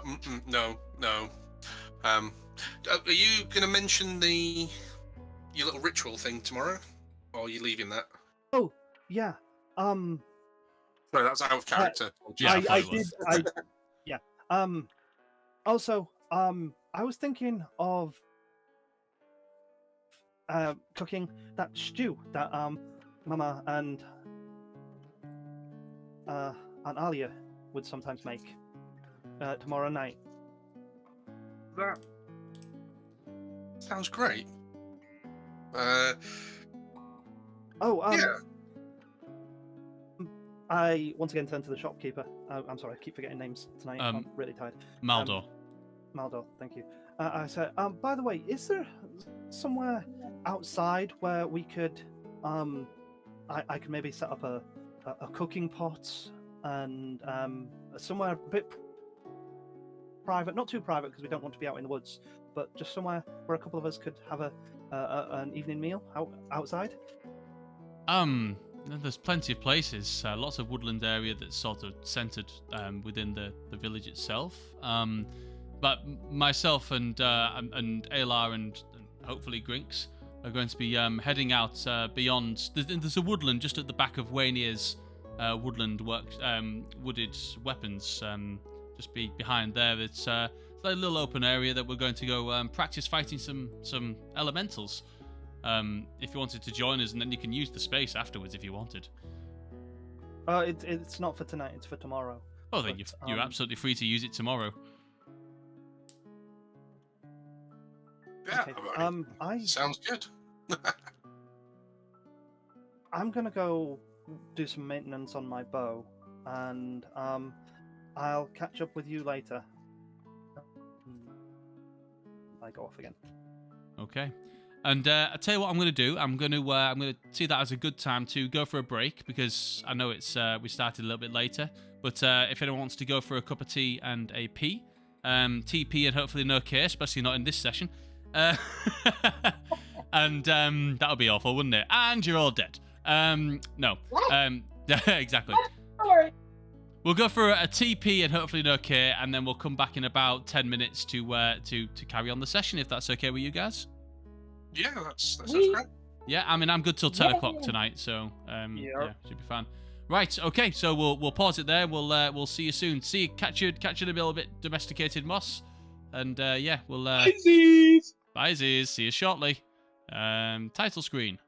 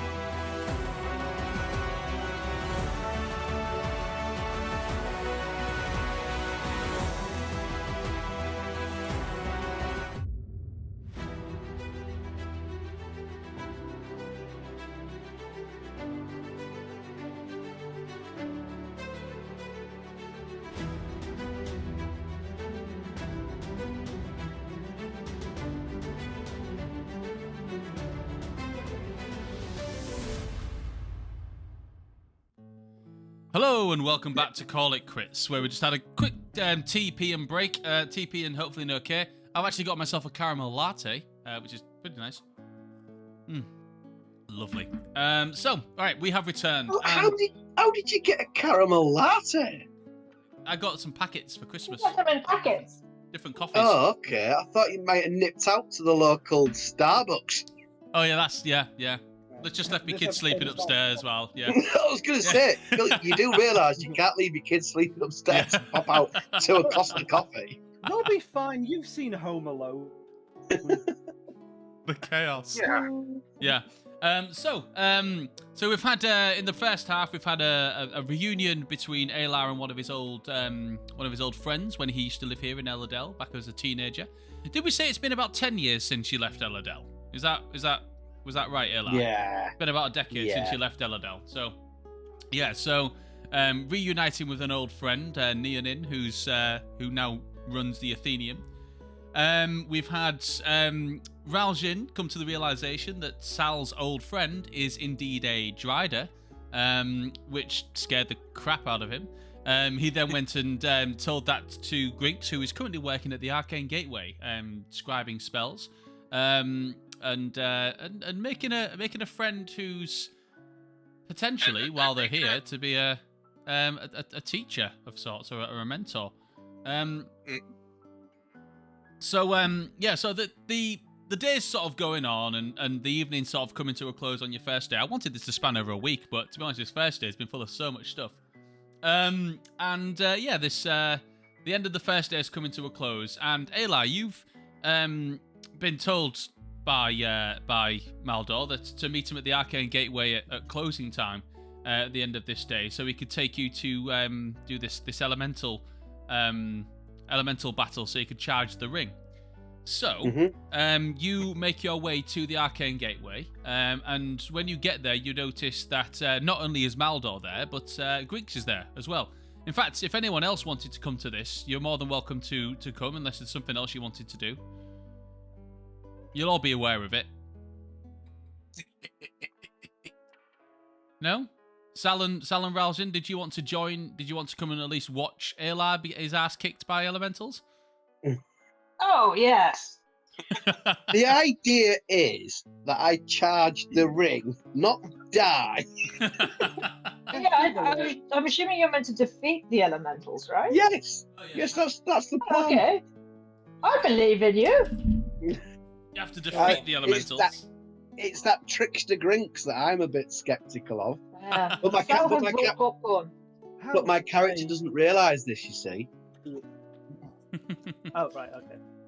Right, so you make your way from, so you all meet at the Arcane Gateway and make your way down the pass. If I just zoom in on this, hang on, what's this? Double click on that. There we go. So you make your way to Waynia's Wooden Weapons, and there's a wooded area that's behind there, that you're just under the hills where you can practice and do all this. It's just far enough from the town that it's not going to cause too much of a too much noise or panic when things set on fire because you're fighting fire elementals. You find yourself in a nice sort of open plain area. Maldor is there. He's got his book, his spell book with him, and his wand and his staff. He's got like wand in sort of like a little sheath, and his staff that he holds, sort of just walks with, but probably more for decoration than anything. And Grinks sort of with him, and he turns to you, Grinks, while you walk in. He says, "Did you think about anything about what I said earlier? Did you want to learn a new spell today?" Please, yeah. Okay. Well, first of all, I need to sort of get a bit of a gauge on your magical ability. So in terms of levels, and I'm going to go into game speak now. What spell slots do you have? Do you have anything above a 4? No. 4 is what I've got at the moment currently. Okay. And so I'm out of that today because I used he wants to polymorph scroll. He takes out of his pocket. He gives you a vial. sort of a green bubbly liquid inside. It's of my own concoction. Just hold your nose when you pop off the cork and give that a drink. Okay, I'll pop the cork, and I've drunk some fairly rank stuff, so I'm not going to hold my nose. I'm just going to neck it. Okay. How bad is it? It stinks, by the way. It almost makes you not want to drink it because you didn't hold your nose, but you just go for the neck anyway. You look at his face, and he has this kind of look on his face as if to say, "I can't believe you drank that." and you sort of look back at him, and then he just goes, "Oh, it's okay. That's just gonna recharge your magic." So essentially, what's happened now is you've got your spell slots back. I don't make many of those. The toads that I use for the mucus in there, they're seasonal. So you know, I don't make much of that. Okay. Yeah, and so as he all my says spells that, put you actually swallow and you feel the mucusy texture as it goes down your throat and gets caught slightly, and you have to kind of really swallow for it to go down. It's yeah. Not just the flavour; it's the texture. Yeah. Oh, no. I only ever drink Oh, those when God, I no. really need to, if I'm honest. Anyway, so you've recharged fully with all your spells, so you can you're free to use all of your spells. So you have your 4th level spell back, spell slot, if you need it. Okay. Right. Okay. We're here, and he pulls you into this big open place. Says, Ayla, if you just want to go and get yourself sorted, choose your fighting style or whatever you're going to do, and make sure you've got the ring attuned. Of course, you're going to need that if you're going to charge it. How many My ring. How many do you need to fight in order to charge the ring? Well, I've got one charge. I believe I've still got one charge left, haven't I? You Yeah, have you've one. got one. You have one charge. I've got yes. one, and I need 2. So we're going to Wow. need 2. How many charges? I think it holds more than 2. No, I think it holds 3. So. It holds 3, so I'm going to need 2 because I've got 1. Okay. So we're going to need 2 very, very simple elementals. Oh, okay. Okay, fair enough. That's fine. You go get yourself ready. Go talk with your friends about what your fighting strategy is going to be. And he gives you a thumbs up. Right, and he turns to you, Grinks, and says, "Okay, for this spell." And he places his palm on the top of his book, and he opens the book. He turns it, and it literally opens to the page he needs. It's like he knew exactly where to go. On the same page, you also notice there's other fire-related spells and other sort of spells that you'd quite like. But for the case of this, he finds conjure minor elementals. 4th level, is it summon conjuration spell? Says now. Second, let me just get my book. Spells conjure. Now for this, he needs to fight one elemental. Where's the fun in that?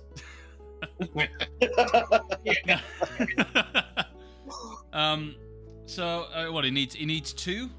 But the thing is, with this, I have the power to summon at least 8. And if I mean, how? Look. Okay. I'm all for getting even. I'm mischievous. I'm not a complete asshole. Complete asshole, not a complete. I'm a dick. So, I mean, we have a choice here. I can teach you the spell, and you can summon the 8 elementals that he needs to defeat, or we could both go in and summon 16. Or is that too much? That's too much, isn't it?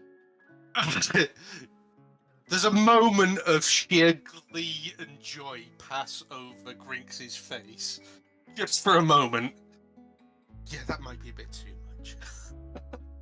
I mean, Why? he looks over to Ayla, who actually just describe what you're doing in preparation for this fight, Ayla. So, how far away am I to the position where they will be summoned to?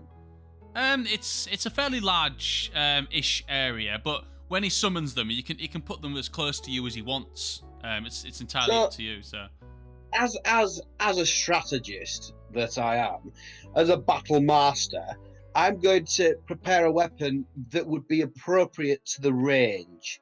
So, if it's close combat, I'm obviously getting my double-handed sword out.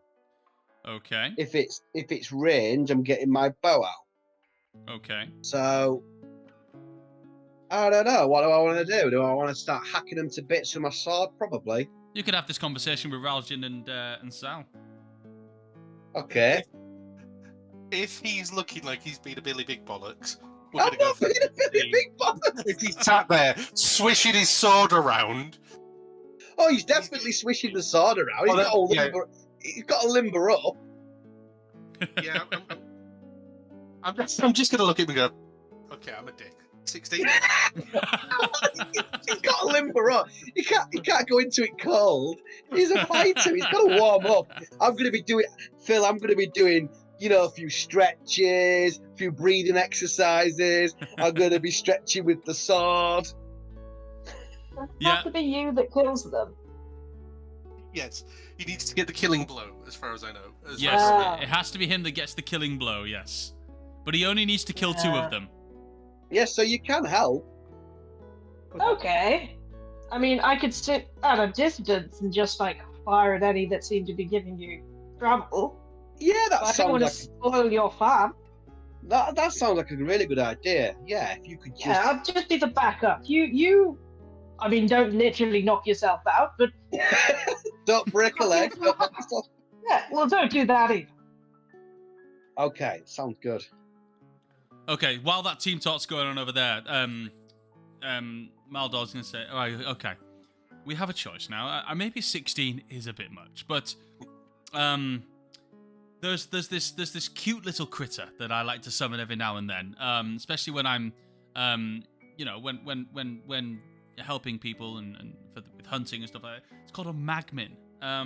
It's a type of fire elemental. They're small little creatures, but they pack a lot of punch.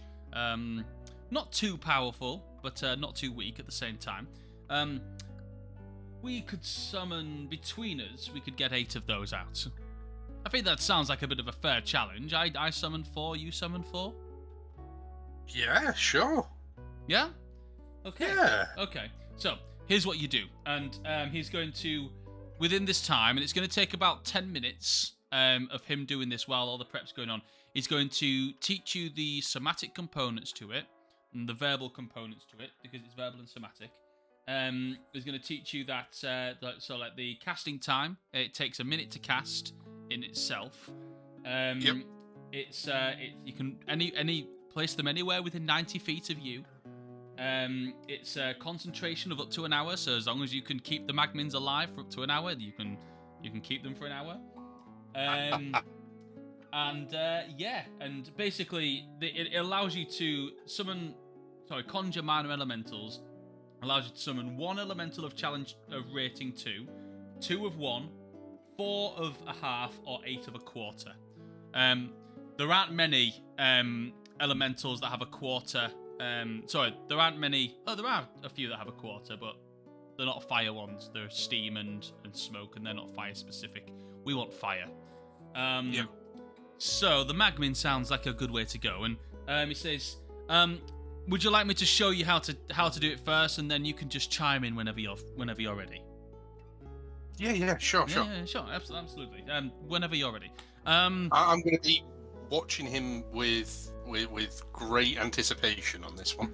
Okay, right. So what I'm going to do now, it's going to be a theatre of the mind, because I haven't got a map ready. I probably should have done. I should have seen this coming. But we're going to do a theatre of the mind. And I'd like anyone that's going to get involved with this, and this includes Grinks, because if you're going to do it eventually, I want you to roll initiative. To anyone that's going to get involved, to roll initiative, please. And we'll get rid of this nice calm music. Put something a little bit more. Can I control the Magmin? Yeah, you control the Magmin. Yeah, boy. Wow. So I'm just gonna tell you what it says. So an elemental summoned by the spell disappears when it drops to 0 hit points. The summoned creature is friendly towards you and your companions. Roll initiative for the summoned creature, which has its own turn. They obey any verbal commands that you issue them, and there's no action required by you to do that. If you don't issue any commands, they defend themselves from hostile creatures, but otherwise take no actions.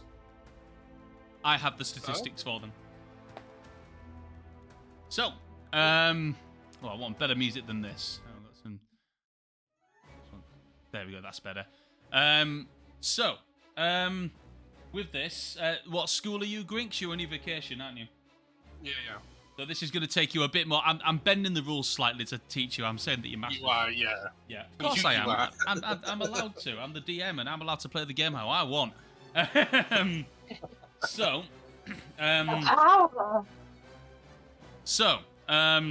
Roll initiative, everybody. That's joining in. So, hang on. Let me just add this Conjurer into there because that's going to be him. And right, stop and take out that one. God, it's been a while since I've done a battle. And that's that. Right, okay, so One,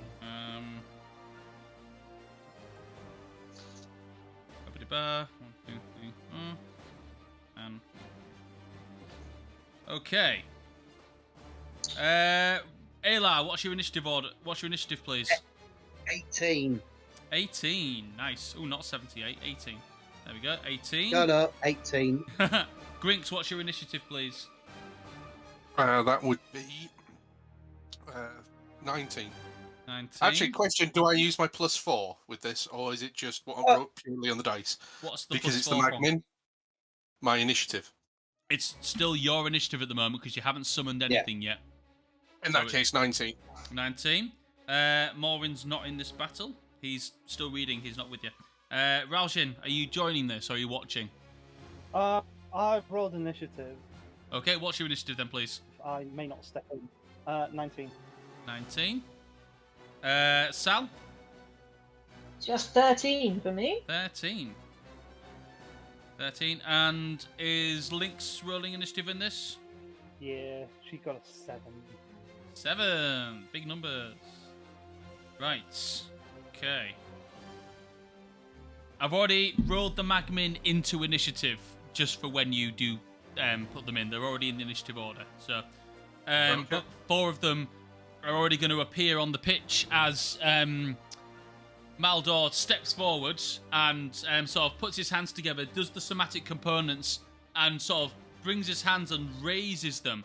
What you notice is on the floor, 4 pools of magma just sort of creep up from the ground, and you notice just an arm pop up from one, and then like a horn pop up from another, and these tiny little magma creatures kind of crawl out of the ground, making like hissing and popping sounds, followed by little squeaks as they kind of look towards Ayla, and then their mouths open and spit like volcanic like lava out in your direction, not going anywhere near you because they're about maybe 20 feet away from you. We'll put them in some distance. And They've got 9 HP. Yeah, they've got 4. They've got quite low HP. They're not very strong. These they're gonna die in seconds. But this is all part of the game, isn't it? Ayla, you monster. We're gonna say for this, Grinks, obviously you rolled highest on initiative here, but your first turn is going to be watching him do that. So you're gonna have to wait till your turn comes back around before you can do anything. Ralshin, you see these little creatures sort of rising out of the ground, and Ayla stood in front of them. Did you say you've gone for a sword, Ayla? Yep. Yeah. I've gone for my one of my 2 long swords, the most dangerous one. Okay. Yeah. So you get your long sword out, ready to fight these little critters. So we're gonna go with your turn, Ayla. So there are 20 feet in front of you. These 4 little creatures. What would you like to do? 20 feet? 20 feet in front of you, so half movement. They're not too far away from you, but you do have to move to get to closer Right, to I'm them. going to move so I position myself where I can. Is it possible for me to swing and take out more than one in the swing? I don't know. No, you can only hit one at a time, but you do have Okay. 2 attacks. Okie dokie. So you do have 2 attacks and an action surge. So Mhm. it is fully like within your capabilities to take all 4 of these out in one turn. I'm not gonna lie. So I'm gonna. Let's see now. I'm just having a look.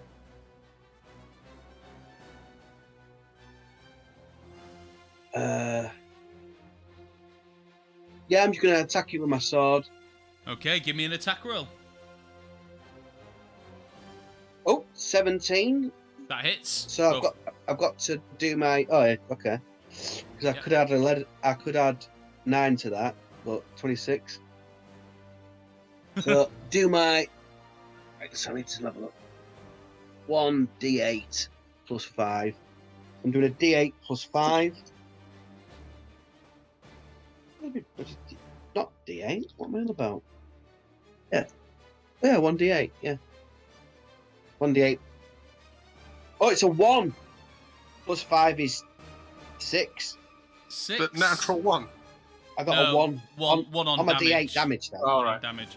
So Plus 5 is 6. 6 points of damage. You slash at one of the creatures, and it cuts across its chest, and it kind of spills like magma across the floor, which kind of burns at the grass on the floor. The creature kind of pats its chest and kind of looks at you like, and kind of starts going towards you. You didn't kill it, but you wounded it. No, because I rolled a 1 on damage, didn't I? Well, I'm going to attack the same one again and finish it off. Okay, go for it. Yeah, 14 at 9, 23. 23, that definitely hits. And I rolled a 6 plus 5 is 11. Okay, that will finish it off. So that last one, it kind of you slash it across the chest, and it goes and it sort of spits this lava back at you, and some of it kind of bounces off your armor and doesn't do any damage because it's magical.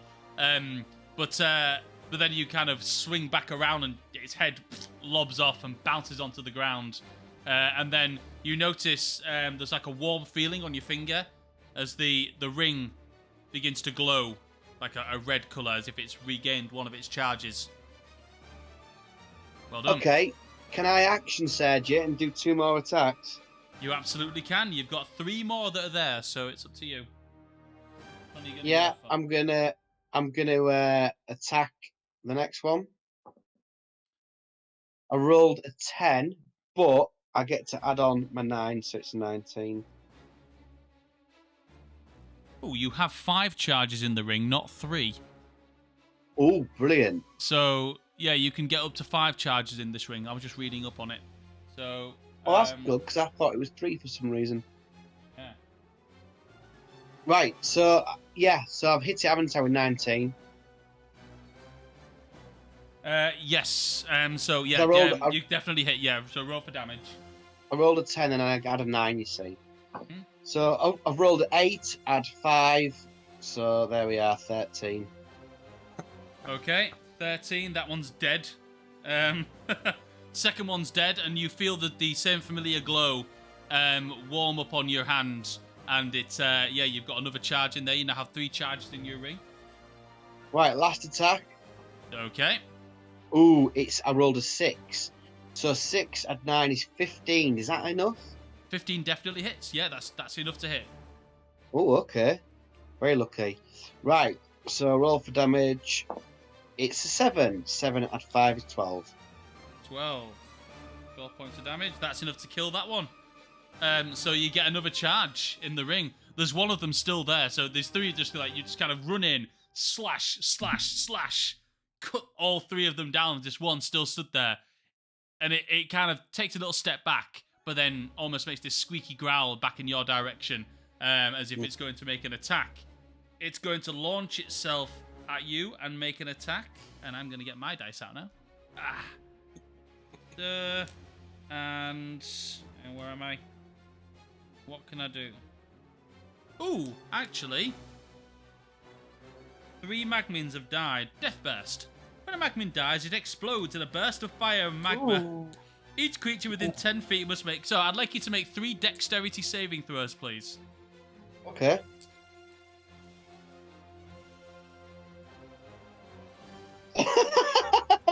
Uh-oh. I rolled an 8, and a 9. But my dex saving modifier is... Let's have a look. Dexterity saving... Really small text. Was 4. Oh, So yeah. I got a 12. I got a 12, a 12, and a 13. That is enough to succeed, which means you only take half damage. So you take 3. Hang on. 3, 8... 11 points of fire damage total. Mm-hmm. You take 11 points of fire damage as each one of these that you cut down blows up and spits magma and fire. It kind of hits you and catches you in places. My strategy of close combat was a stupid one. Well, as you do that, and they explode, Maldor looks at Grinks and goes, "It's my favourite part. I love it when that happens." The one that is that's still alive is going to make an attack roll against you with its hand. It sort of reaches out with its hand and it sort of expands a little bit as it reaches towards you and hits you. That is a 19 to hit. My AC is 20. Okay. Is that with the stun? Yeah, I believe so. Because you didn't specify that you'd activated the Stone of Ioun. Fair enough. So yeah. what is your AC without the stun? 19. 19, so that hits. So for damage, that is... He's too cocky, is he, Larry? He's not thought about... You take 8 points of fire damage. Okay. And are you wearing a cape of any kind? Yes. Okay, it's a flammable object then. So that now catches fire. You are now on fire. Is it a magical cape? No, I don't believe so. No, it doesn't class. It doesn't have a magical cape. It's still just a cape. So you are now classed as on fire. So at the start, This isn't going to plan. Nothing ever does. at the end of every one of your turns, you will take fire damage equal to 1d6. Right. Okay. It is now. This would be a hell of a way to kill off a player character. It really would, wouldn't it? It is now. Sal, it's your turn. Are you doing anything, or are you just sitting back and watching? Well, I'm assuming that it's all going quite well. Actually, Phil, have you read the magical properties of that ring? He's immune to fire damage. Isn't Yes. he? He's not immune. He's resistant to fire damage. Okay. Oh. Which means that Oh, he'll have okay. taken half damage on the fire, which means whatever damage you've taken, you can half it, Ayla. Oh, okay. Because you are resistant to fire damage, not immune. All right. So, okay. Let me just work that out then. So, I'd round it down. Yeah. I have changed the ring slightly because I wanted it to be less of a broken item, if you know what I mean. Okay. So 19. Okay.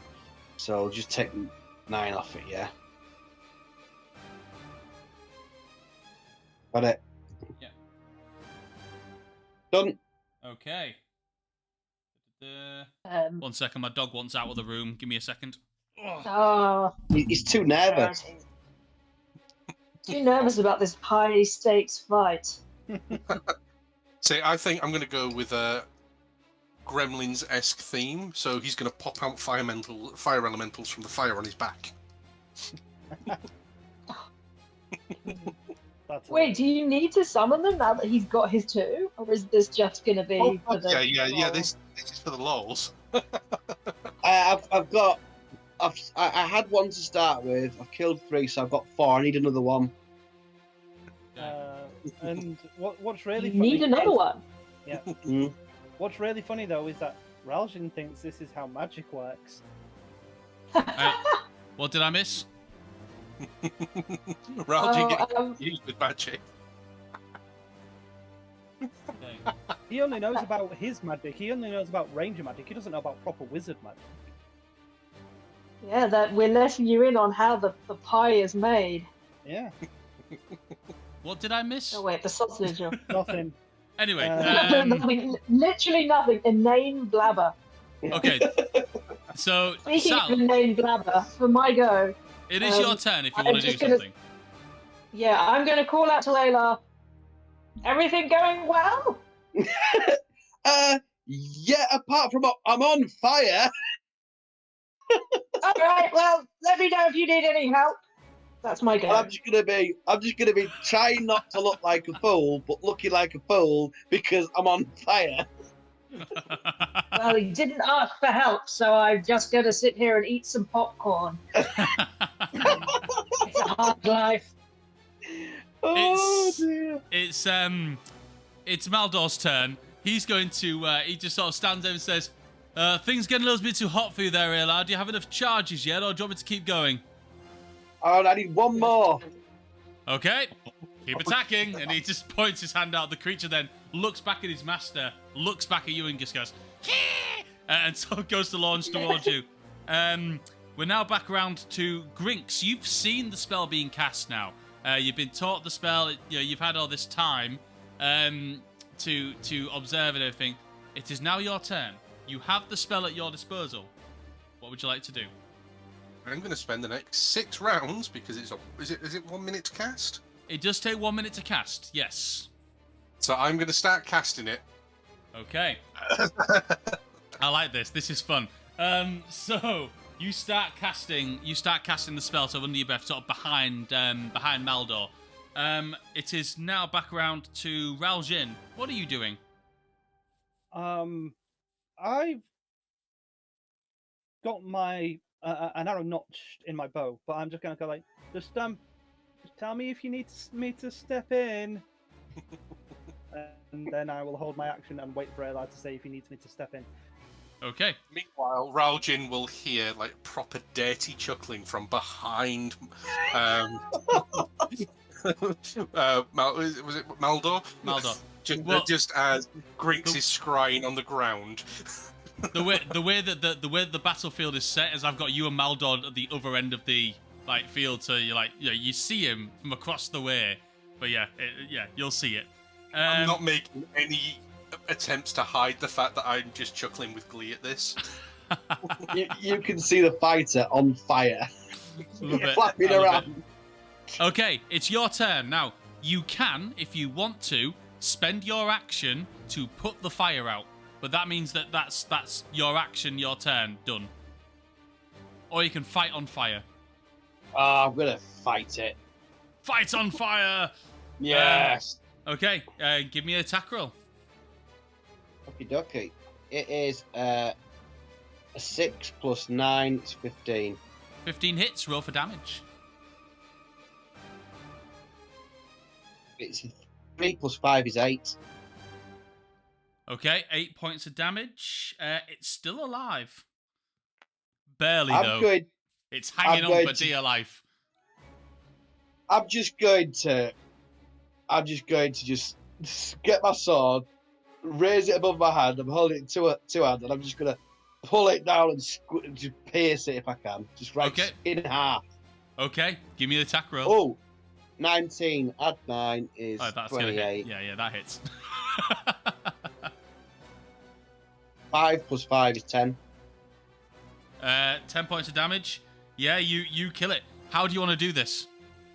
So Eli's just like, you can just see these flames in his cape, and he's got his two hands clasping his sword. He raises it above his head, and he just brings it down and just slices the thing in two. Okay, as you do that and slice the creature in two, there's kind of like a and kind of like a bubbling of fizz, and suddenly there's a and it blows up. Give me a dexterity saving throw, please. Mm-hmm. It's a 12, and I add on. Let's have a look. I think it's a 4. Yeah, I had a 4. So that's 16 is enough. You do take 3 points of fire damage halved to 2. Okay. Okay. Yeah, as you do that, you kind of step back, and all of the Magmins are dead, and you sort of emerge victorious. And Maldor sort of steps forward and says, well done. I hope that was enough for you to have created enough power for your ring and charge it up enough. I'm just going to pretend I'm listening to him whilst I'm taking my cape off that is on fire, and I'm stamping on it, trying to get the fire out. Sorry, yes, there's a slight side effect of the fighting fire creatures. You sometimes catch fire. It is, it's a lesson that we've all had to learn. So, Yes. well done. Is there anything else you wanted from me while I'm here? By the way. Anybody else want anything from him while he's there? I'm going to look at my ring, Phil. Yeah. It should have 5 charges. It does. All the 5 gems on the ring are all charged up. Oh, brilliant. So you now have the ability, so you can use those charges to obviously do Burning Hands, Fireball, Wall of Fire, and you can also use 2 of those charges to use Dominate Monster on any fire elemental, if you want to. And Raljan and Sal, you to sort of come forward, to say, "Oh, that was fun. That was done." About a minute has passed. As he's dousing his cape, the last embers spark and form. Magmins just appear in front of him, jumping.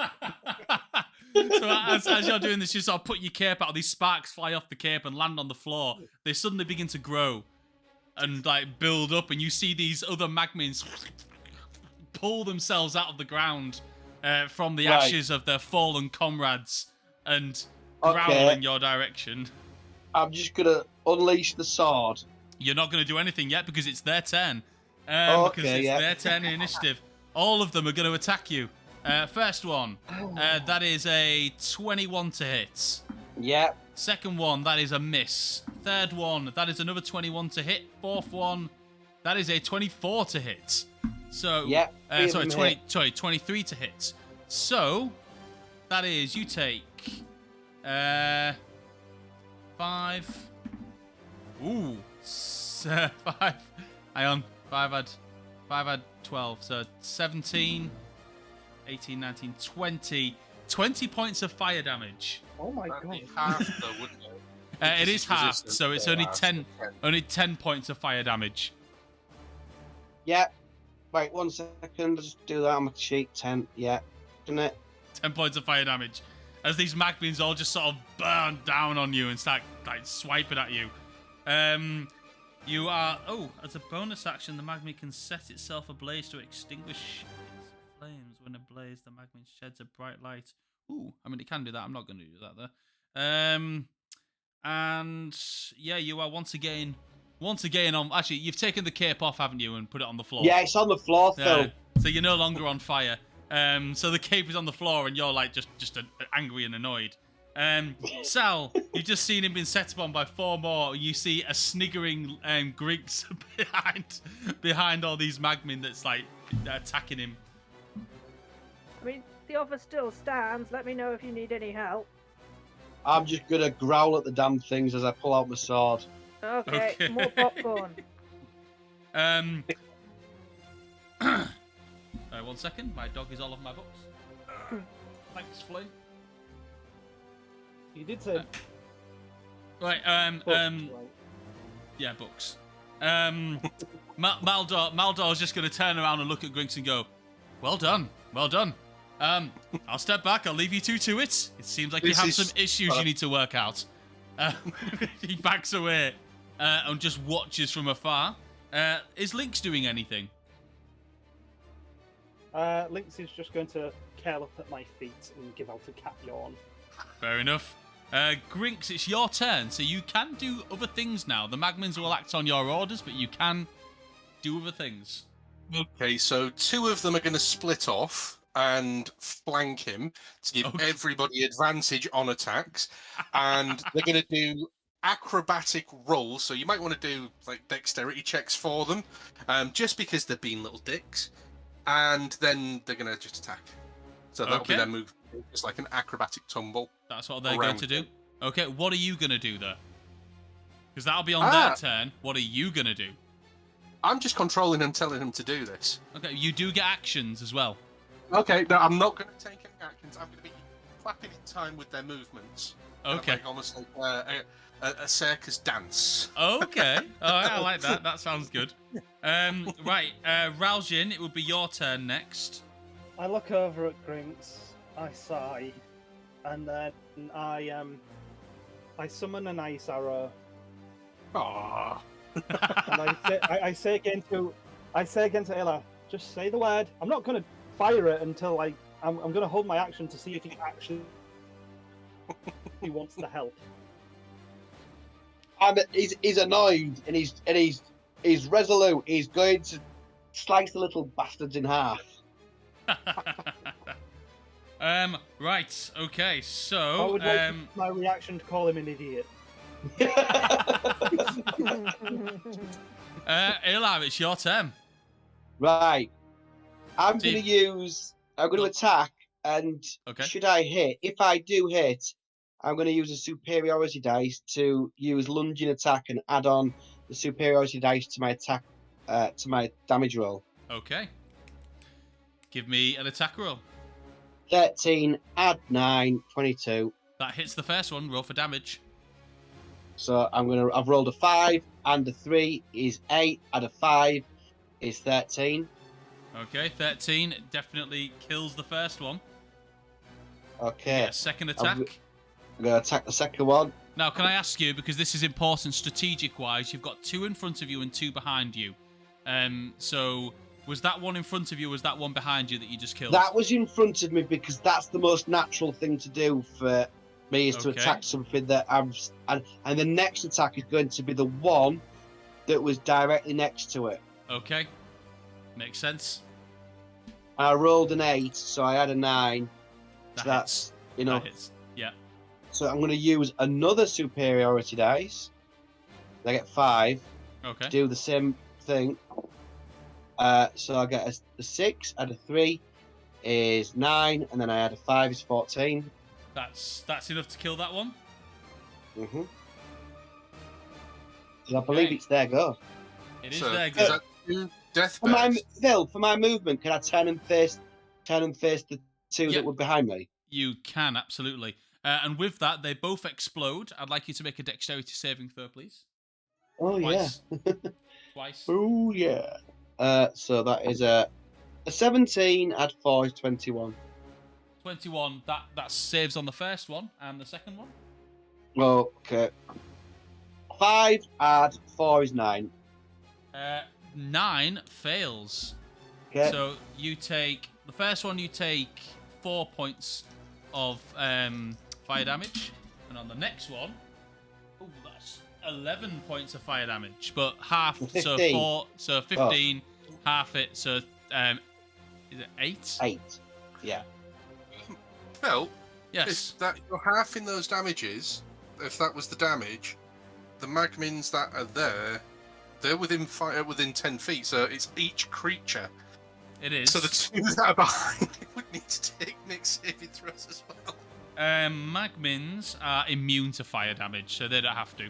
Oh, are they? Oh, Yes. damage immunity. Okay, yeah, fair enough. That's Yeah, good. yeah. Right. We are going round to the Magmin's turn. So, they're in position and they're both behind. So all of the flanking bonuses are all gone. So, we've got a 17, 18, 19, 21 to hit on the first one. Yeah. And the second Yeah. one, these are rolling high. The first one was a 17, then it's an 18. So 18 plus 4, 22 to hit. Jeez. Yeah. So first one hits you for 10, which is half to 5 points Okay. of fire damage, and the second one hits you for 3, which is half to 2 points of fire damage. Okay. And you're not wearing anything flammable, so you're okay. Once again, we get round to Sal. Still watching? Are you stepping in, or are you just going to watch Ilar struggling here? He seems to be having a good time. I don't want to spoil it. Are you doing all right there? Yes, I'm going to flatten the little so-and-so. Excellent. This popcorn's really good. I'm gritting my teeth as I'm me talking because I'm consumed with Yeah, annoyance. I'd like to think that even if you were being sarcastic, which I'm sure you're not, Sal hasn't realised. As what Maldor's going to do is he's going to sort of step back and like towards Raljin. He sees you with your ice arrow. Says, "It's a nice bow, by the way. Where'd you get it?" Oh, I made it. Oh, very interesting. One other observation I've made is that ring that he's wearing. Since he's been killing more and more elementals, don't you see it's glowing a little bit more than usual? Ooh. Just give me a perception check, Raljin. Okay. No. No? No, you're too busy concentrating on your arrow. Sorry, that is. That's a 10. Okay. You think you can sort of see what he's talking about, but you're too busy. You're too busy thinking about what you're gonna do. So I guess. yeah. Okay. So that's his turn. Gwinks, it's your turn. Are you doing anything else?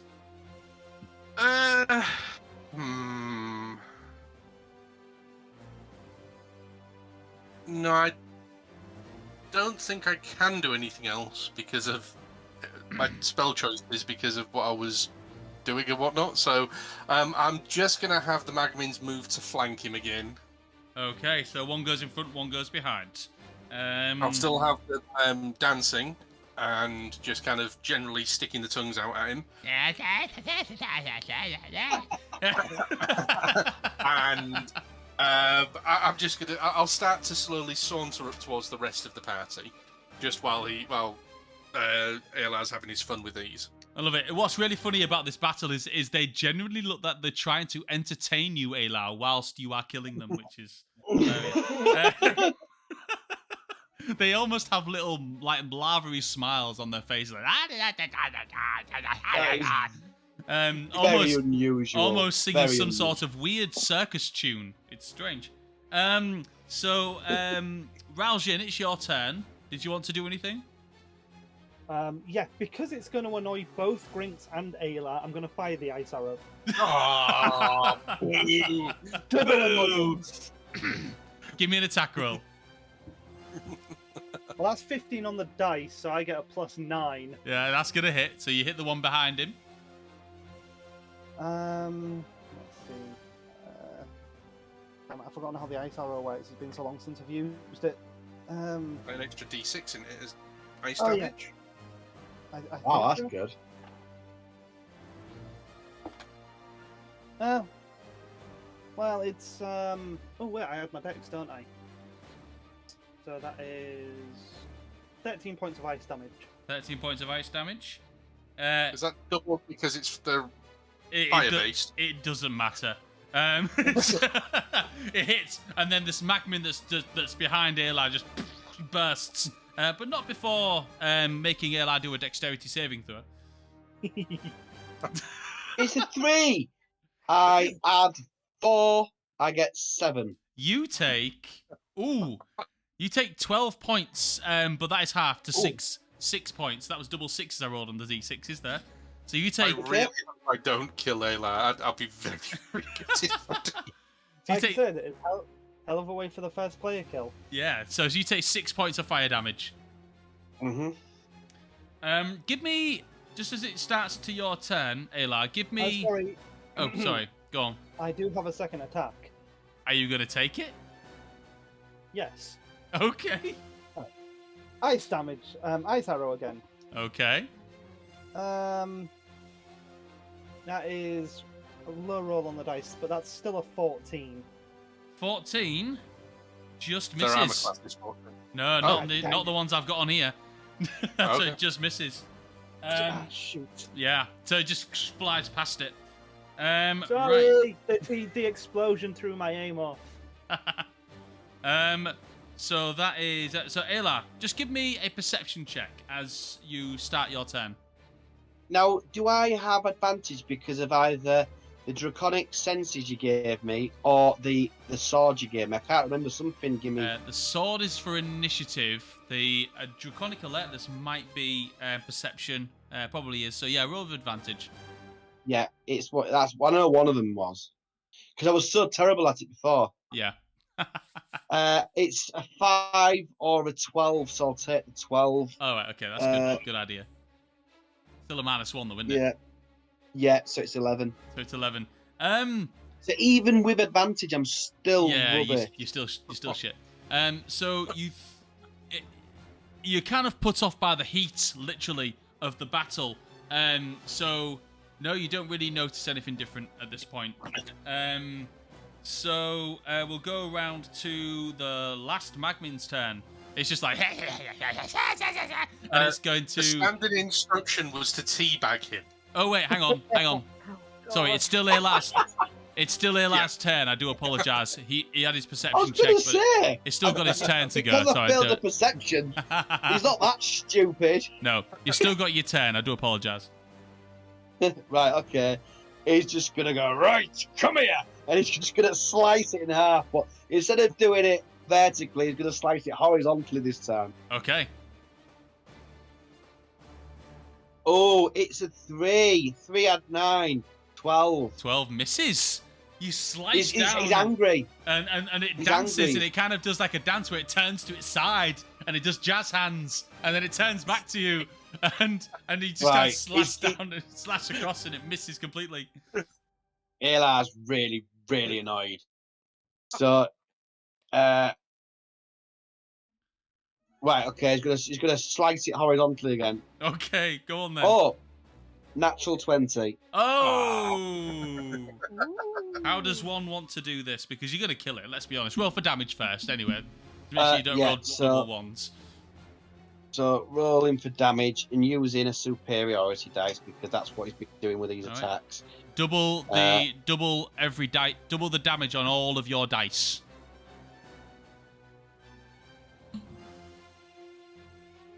Add all of your dice together and double it. Hang on a sec. That's not a... Yeah, hang on. So I've rolled a 6 on the D6 and a 2 on the D8. So the 2 gets doubled to a 4, the 6 gets doubled to a 12. So that is a 16 points of damage. Yeah. Plus I add my 5, don't I, for the sword. So 21. Yeah. So 21 points of damage. How would you like to do this again? So the air's going blue as Alar's swearing and hopping around. He's sliced horizontally to carve it in two and missed the first go. The second go, he grits his teeth, but he lets out an expletive as he goes, right! And just slices, and he carves right through it as he does this swinging blow with the sword. And the whole thing just splits into a big ball of flames. It does. And give me a dexterity saving throw. Getting covered in fire. It is a 6. So 6 add 4 is 10. That is a fail. So you take that is 11. So it would be halved to 6. The magma from this creature just kind of bursts all over you. It gets on your skin, gets on your hands, gets in your hair, and it's sort of covering you. And everyone else, you sort of see this. It's a bit of a shock, actually, because it looks like it's going to be searing hot pain for you, Alar, and it would be, except you don't feel it. You don't feel a thing. The ring on your finger is glowing, and it seems to have covered you in like a red, glowing aura, which has prevented any of the fire damage from harming you. Wow. When you have this ring fully charged, and after you've overcharged it, you have now unlocked the immunity to fire damage. Ooh. Immunity? Oh dear. So whilst you have the ring fully charged, you are, basically when you slay and within 24 hours of killing one of these creatures, you have immunity now to fire damage. But it's within 24 hours. Yes. So basically, it's a little wordy. So you can expend the rings. It says if you help to slay the fire, or when you slay a fire elemental whilst tuned to this ring, you gain the additional properties. But the ring resets after 24 hours, so it's Right. it's a very roundabout kind of wording for it. But you now have the immunity, which is good because I've just given you a wizard the ability to conjure fire elementals. So That is brilliant. he doesn't have to give you all 4 when he at any point. He can just give you 1 to make it an easy kill. But he's Grinks, so If if we're going to face something like a fire-breathing dragon, that'd be a good thing to do. Yeah, it would. yeah, it really would. And with that, you hear like a clapping coming from just beside Raljin as Maldor just comes up and says, "Well done. That was rather entertaining. It was that's a rather fun way to spend the evening. I hope that you got everything that you wanted. May I just see your hand a second?" And he doesn't. He asks for permission, but just kind of still grabs it anyway and looks at the ring and says, Seems that we might have overcharged it, but I guess overcharged is better than undercharged. Also, I also want to just put that forward for in the shop. Spend well. And he says, I'll leave you guys to your devices. I'm gonna have myself an evening meal. See you later. I'm just gonna, as he goes, I'm just gonna put my hand on his shoulder and just offer my hand to him. Just say thank you. That was fun, and it's great to have a teacher again. I cast been a while. Wounds on Ayla. Yeah. Just don't squander the opportunity to learn magics outside of your school. I've broken a few boundaries to give you that one, but I'm hoping it was worth it. I think it will be. Yeah, I'm just going to be grinning from ear to ear. Yeah, I'm going to thank you as well because it was. I asked him to help me charge the ring, and they've both helped me charge the ring. So that's something that's really useful for the team now. Well, I'm glad I could be of help. I'll see you, Even though Grinks, I am bright and early probably tomorrow. very, very hot and sweaty. Absolutely. We can all get use out of Ayla's ring. Yeah. Pumping his ring full. That's what I do. Oh And no! all of us just See, now we having said it it before off stream, and now it's on stream, and everyone's gonna hear it. Anyway. By the way, because we're about to take a long rest, I'm going to cast Cure Wounds at 3rd level, so he gets 5, so 13, 14. Ayla, you get 16 points of HP back. Excellent. Okay, and Thank you. because we're going to be getting a rest soon, I'm going to take a moment to charge my ring with a sending spell. Because I know we're kind of getting ready to call it a night. I'm just going to take my ring off and I'll just flick it at Raljin and just say, just in case you want to speak to your mum, you spend an hour with it. Hand it back in the morning. Thanks. Okay. Raljin will spend the rest of the night concentrating on that to attune and then maybe do a message in the morning. As for what I want to do tomorrow, it's get the ingredients for the stew, and it's a stew that is best cooked on a slow cook. Okay. So he's going to spend most of the day working on it. Well, what I'm going to do is I'm going to do a fast forward on this. I just do 2 quick things before we call it. And I'd like to send 2 messages. Because you recharged my spell slots, I'm going to use this. Of course. First one is because I recharged it, so I've got 3 3rd level spell slots. So 1 is to recharge it, that's for Raljin. The second one, I'm going to take a moment, and as we're all kind of filtering back to the inn, I'm going to look at Raljin, and I'm just going to hold back, just let them wander off a little in front of me. I'm going to close my eyes, and I'm going to send a message to Aaliyah. Okay. What are you going to say? Not sure if you're alive, But if you are, I hope you're well, sis. I miss you. And then that's it. Just gonna take a moment, tearing up a little.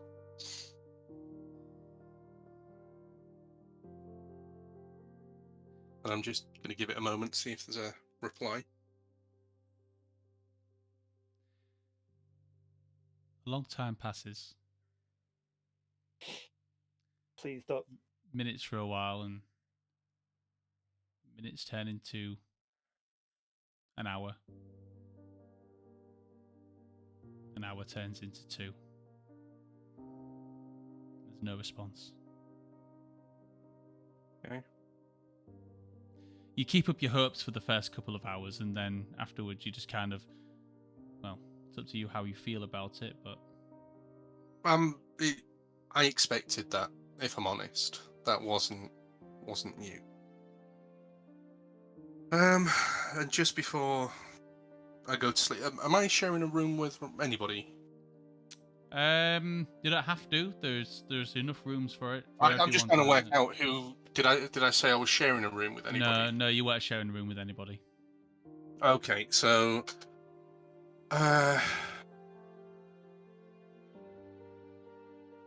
I'm just going to be looking in the room's fire. It's burnt out.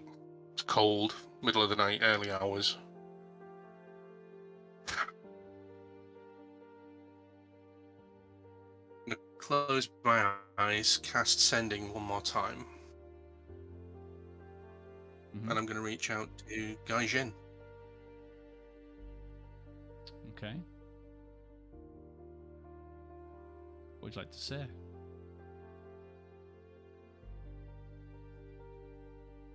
I'm glad you're alive, Dad. It's gonna take time, but I'll reach out properly. I'm with Raljin. And that's it. Okay. The night goes on, and darkness comes in. Everyone gets a good night's rest. Maybe not Grinks. Probably because you're sober. Yeah. Got work to do. And the next day comes, and what I'm going to do is I'm going to fast forward through the day. Because Grinks, let's face it, you're going to be working at the shop. Morvin's going to be spending his time at the library. Raljin, you're going to be preparing a slow cooked meal. Sal, is there anything you wanted to accomplish quickly within a... Like, what would Sal want to accomplish speedily through a day? I can't think of anything. I think Sal is just kind of exploring the outskirts of the town. Okay, so you're exploring. Alar, is there anything, like, quickly that you're going to want to do that doesn't involve long roleplay action? He's gonna replace his cape. Okay. Oh, yeah. Get yourself a new cape. I'll say for the sake of this, actually, if you mentioned to a few people that you're looking for a place to get a nice cape, and one of the people that you mentioned this to is Valding Hamming, who says he's got the perfect one for you, and he goes into his own stash of capes, and he brings you out like a really nicely decorated green and gold cape with the symbol of Melora on the back of it. Oh wow! And Excellent. The symbol is like over the top gold shimmery on the back. And it's really, really nice. It says, I rarely wear this one, so it's all yours. I'm very appreciative. Thank you very much. You have a nice new shiny cape. As the day goes on and night begins to come in, and the moons begin to come out in the sky, except only one moon is visible in the sky tonight. One thing you'll notice about the celestial bodies of Accalia, or of Lycos in its entirety, is that it has 2 moons. There's the Nigh moon, which is the larger moon, which is about 3 times larger than the distant moon, which is further out, like into space, I guess. And tonight is an eclipse of the nigh moon and a full moon of the distant moon, which gives the distant moon a real time to shine. It's very prominent in the sky and always looks bigger on a night when it isn't overshadowed, I guess, by the nigh moon. It's a night that Ralgin holds quite special to him, as the distant moon represents the dancing goddess Elistray. So, on that same field where you had fought the Magmin, amongst the scatters of burnt grass and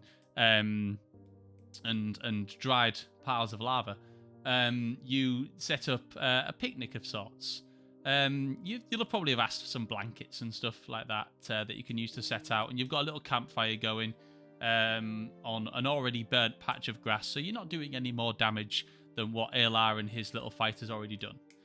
And the sky in itself, the trees that surround you, the menagerie of different trees that surround you, make almost a perfect like half moon shape. And in the area, if you look from it from above, and the sky in itself is the clearest it's been in days, and you can see all the stars. You can see the outline of the nigh moon, but in all of its prominency, in all of its brightness, and all of its glory, you see the distant moon shining like a little pearl in the sky. And you all gather on in this field, in this little plain, to enjoy the stew that Ralgin has made. Would you like to describe this for us, Ralgin? Okay, so it's probably a bit different from what Grinch remembers, because this has meat in it. It's got venison. Ooh, yummy. There's some sort of mild herbs in there to offset the spice, to kind of give it a bit of sweet in with the spice. And it wasn't mushrooms I got; it was chilies, which I've never had before. I've never had sailfish chilies before. But those were the closest things that they had. So got these really hot chilies, which are in the stew. I don't know how hot they are, only that they're about the same strength as the mushrooms. Okay. Is what I was told. And it's quite a thick stew. There's some veg in there as well. Yeah, it's just it's a stew with chilies, essentially. It's a chili stew, but not cold. It's a no. So as you all sort of sit around, you all get dished out a bowl of this chili stew, chili venison stew, and yeah, you can sit around. Now this is quite a hot stew, isn't it, Ralgin? Yes. So as you hand it out to everybody, everyone that's going to take a bite, I would like Constitution saving throws for everybody, please. Can I roll with advantage because this is a family recipe? Yes. Yes, I will allow it. Okay, so that's good. That I roll with advantage. Oh, I only rolled an 8. I got a 14. Okay. Okay, so my first roll was an 8. Mm-hmm. Okay. That's with the plus Oh 2. God. My second roll is a 17. Oh. Okay. 17 It's cuts been a it. while. Sal? I got a 19. 19. You're fine. This is it's quite. This is quite mild, really. Ralgin? Oh, you want me to roll for it as well? If you're going to eat it, you know, even though you know it's spicy, it doesn't make you immune to its spiciness. All right, hang on. I mean, it kind of does, but let me have a look. Constitution, you say? Yes. 19. 19. You're fine. Everyone is fine except for Alar, who sitting there, you kind of taking it in, and you were told it's hot, but you didn't believe him. And actually, no. Eli, you didn't even need to roll. You have fire damage immunity. You actually you take the sip, and you're just like no. And Ice is not fire. I'm making a DM ruling on this. Yay! It's got a tang to it, but it's quite a mild dish to you. You can taste the spice, but it doesn't seem to be causing you any kind of upset at all. Jay, we've been robbed, Jay. I know. I would argue that it should be poison damage. Poison damage.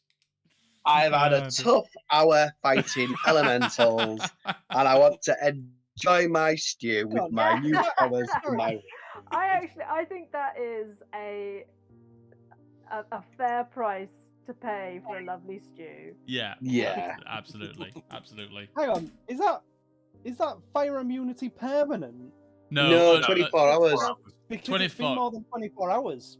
No, it hasn't. It's around about the same time, or just before. So it's around about the same time. Oh, so if he has a second bowl. Yeah. Yeah. If he has a second bowl in about half an hour, then everybody, I'm absolutely full. I couldn't eat another thing. Thank you very much. For the road. So, yeah, I kind of look up at the moon and go. I say, my parents saw her once. They saw the stray. She appeared to them. She let them watch her dance. Oh.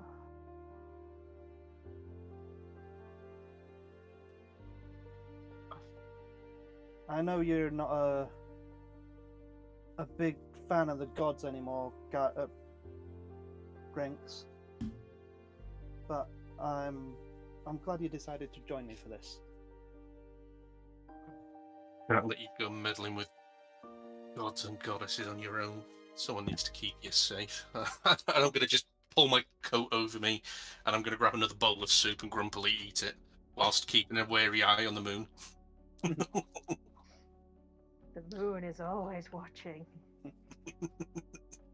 And then I know Sal's listening, and I know Grinks is probably rolling his eyes, but for anyone else who's listening as well, I start talking about the religion of Elistray as I know it. As you're talking and explaining the religion of Elistray as you know it, you pause mid-sentence. To you, the pause doesn't feel like a long pause, but to everyone else, you've kind of frozen, looking up at the moon. For you, you start to go into a bit of a dream state.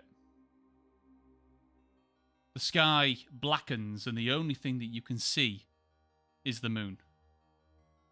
It begins to not get closer, but appear to move towards you. And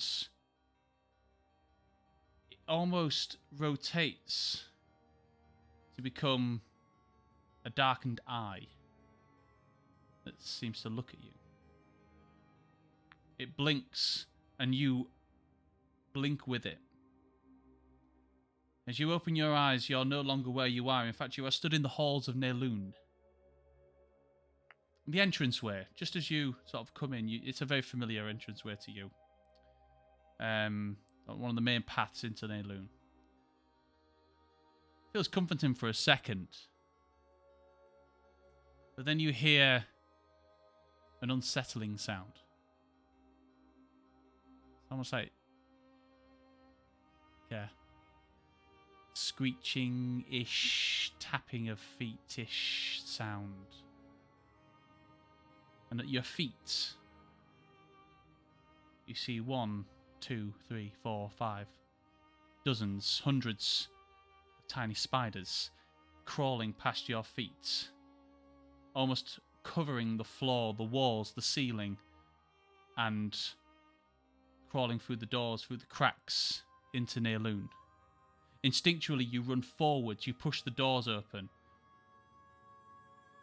and all you can see are webs from wall to ceiling, the floors, spiders that are much larger than the ones that you just saw entering. And that's not all you see.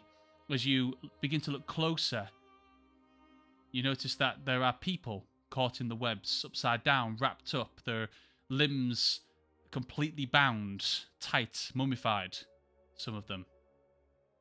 In the distance, you see someone that looks like your aunt, your mother, your father, your sister, bound, some of them gagged or with webs across their mouths as if they cannot speak. Obviously, your mother cannot speak, but her arms are bound as well. In the distance, sort of out of reach, you try to run forward, but as you go further forward, you are stopped. A hand grabs you by the hood and pulls you backwards. As you turn and look up, you see the beautiful visage of Ellis Treyi in front of you. She doesn't say a word, but she has a look of sorrow on her face. She places her hand on your head, and you open your eyes, and you are back in the field where you had been paused. And everyone else, you noticed that Raljian was just in the middle of explaining things, and he's been paused now for about 15 seconds. Whereas, to be honest, for you, Raljian, it didn't feel like 15 seconds, it felt like a lot longer. But for everyone else, you were in the middle of saying something, and you just paused for about 15 seconds as this was all happening. Come on, kid, she's not all that. Let's just enjoy the stew. I do two things. First off, I send a message to my mother saying, well, you're going to have to wait till next session, because that's where we're going to end tonight.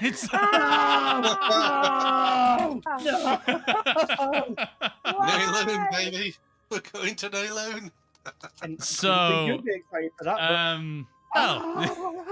So that's where we're going to end tonight's session. I've been looking forward to that for such a long time, because it was a date-specific thing. And yeah, you've had a vision from Ellis Treyi, warning you of something that might be happening, something that might happen, something that has happened. You don't know, because you have to find out next week when we return. Was that why Gaijin didn't answer? Or was it the fact that he was asleep? I'm trying to work that one out. Well, we'll find out next week, won't we? And thank you very much to anyone that stuck by us in this session. Domesticated Moss, it's always a pleasure to have you. As like I said, for next week, we won't be streaming, but we will be recording the session, and we'll post a link, a private link, up on the Discord for anyone on the Discord if they would like to watch it after the fact. I know it's not the same as watching it at the same live. Damage, yes, thank you. Sorry, I've just seen that note. Domesticated Moss. Yes, psychic damage. Thank you. Should have been. Yeah, I should have done psychic damage maybe. What we'll do, what I'll do anyway, is I'll look into. I was in a different Discord group where you can have people listen into conversations but not partake. So we'll maybe see if we can do that if you want. Yeah, if you maybe want do something like that. Yeah, that might. Yeah, I'll look into it. I know you can stream directly through Discord as well, but I don't know if I can record at the same time, because I know with this I can post the videos straight onto YouTube. Whereas I can do that if I record it, but if I stream on Discord, I don't think it records it at the same time. So I don't know. I'm not entirely sure. Thank you for being with us, and hopefully we'll be back on Twitch before too long. Yes, of course. But yeah, it's been fun. Okay. Yeah. Well, yeah, we might do something like that then, so you can listen in, but you can't. Yeah, that might be good. Yeah. Right. Okay. So for now we're gonna call it tonight. We're gonna call it crits, and we'll post a new video next week for all to see, and we'll be on again next week, and we'll have Maureen back. Just for anyone, just for Domesticated Moss's information, Maureen wasn't here tonight because it's Ash's birthday, so he's celebrating his big 30. He's 30. Ooh. Yeah. So so it's Baby. well, I know. Yep, But we're old. but so happy birthday to Ash, and we'll have him back next week. Right. Okay. For now, we're going to go off stream. We're going to call it crits, and we'll post again next week. See you later. Bye. Bye. Right.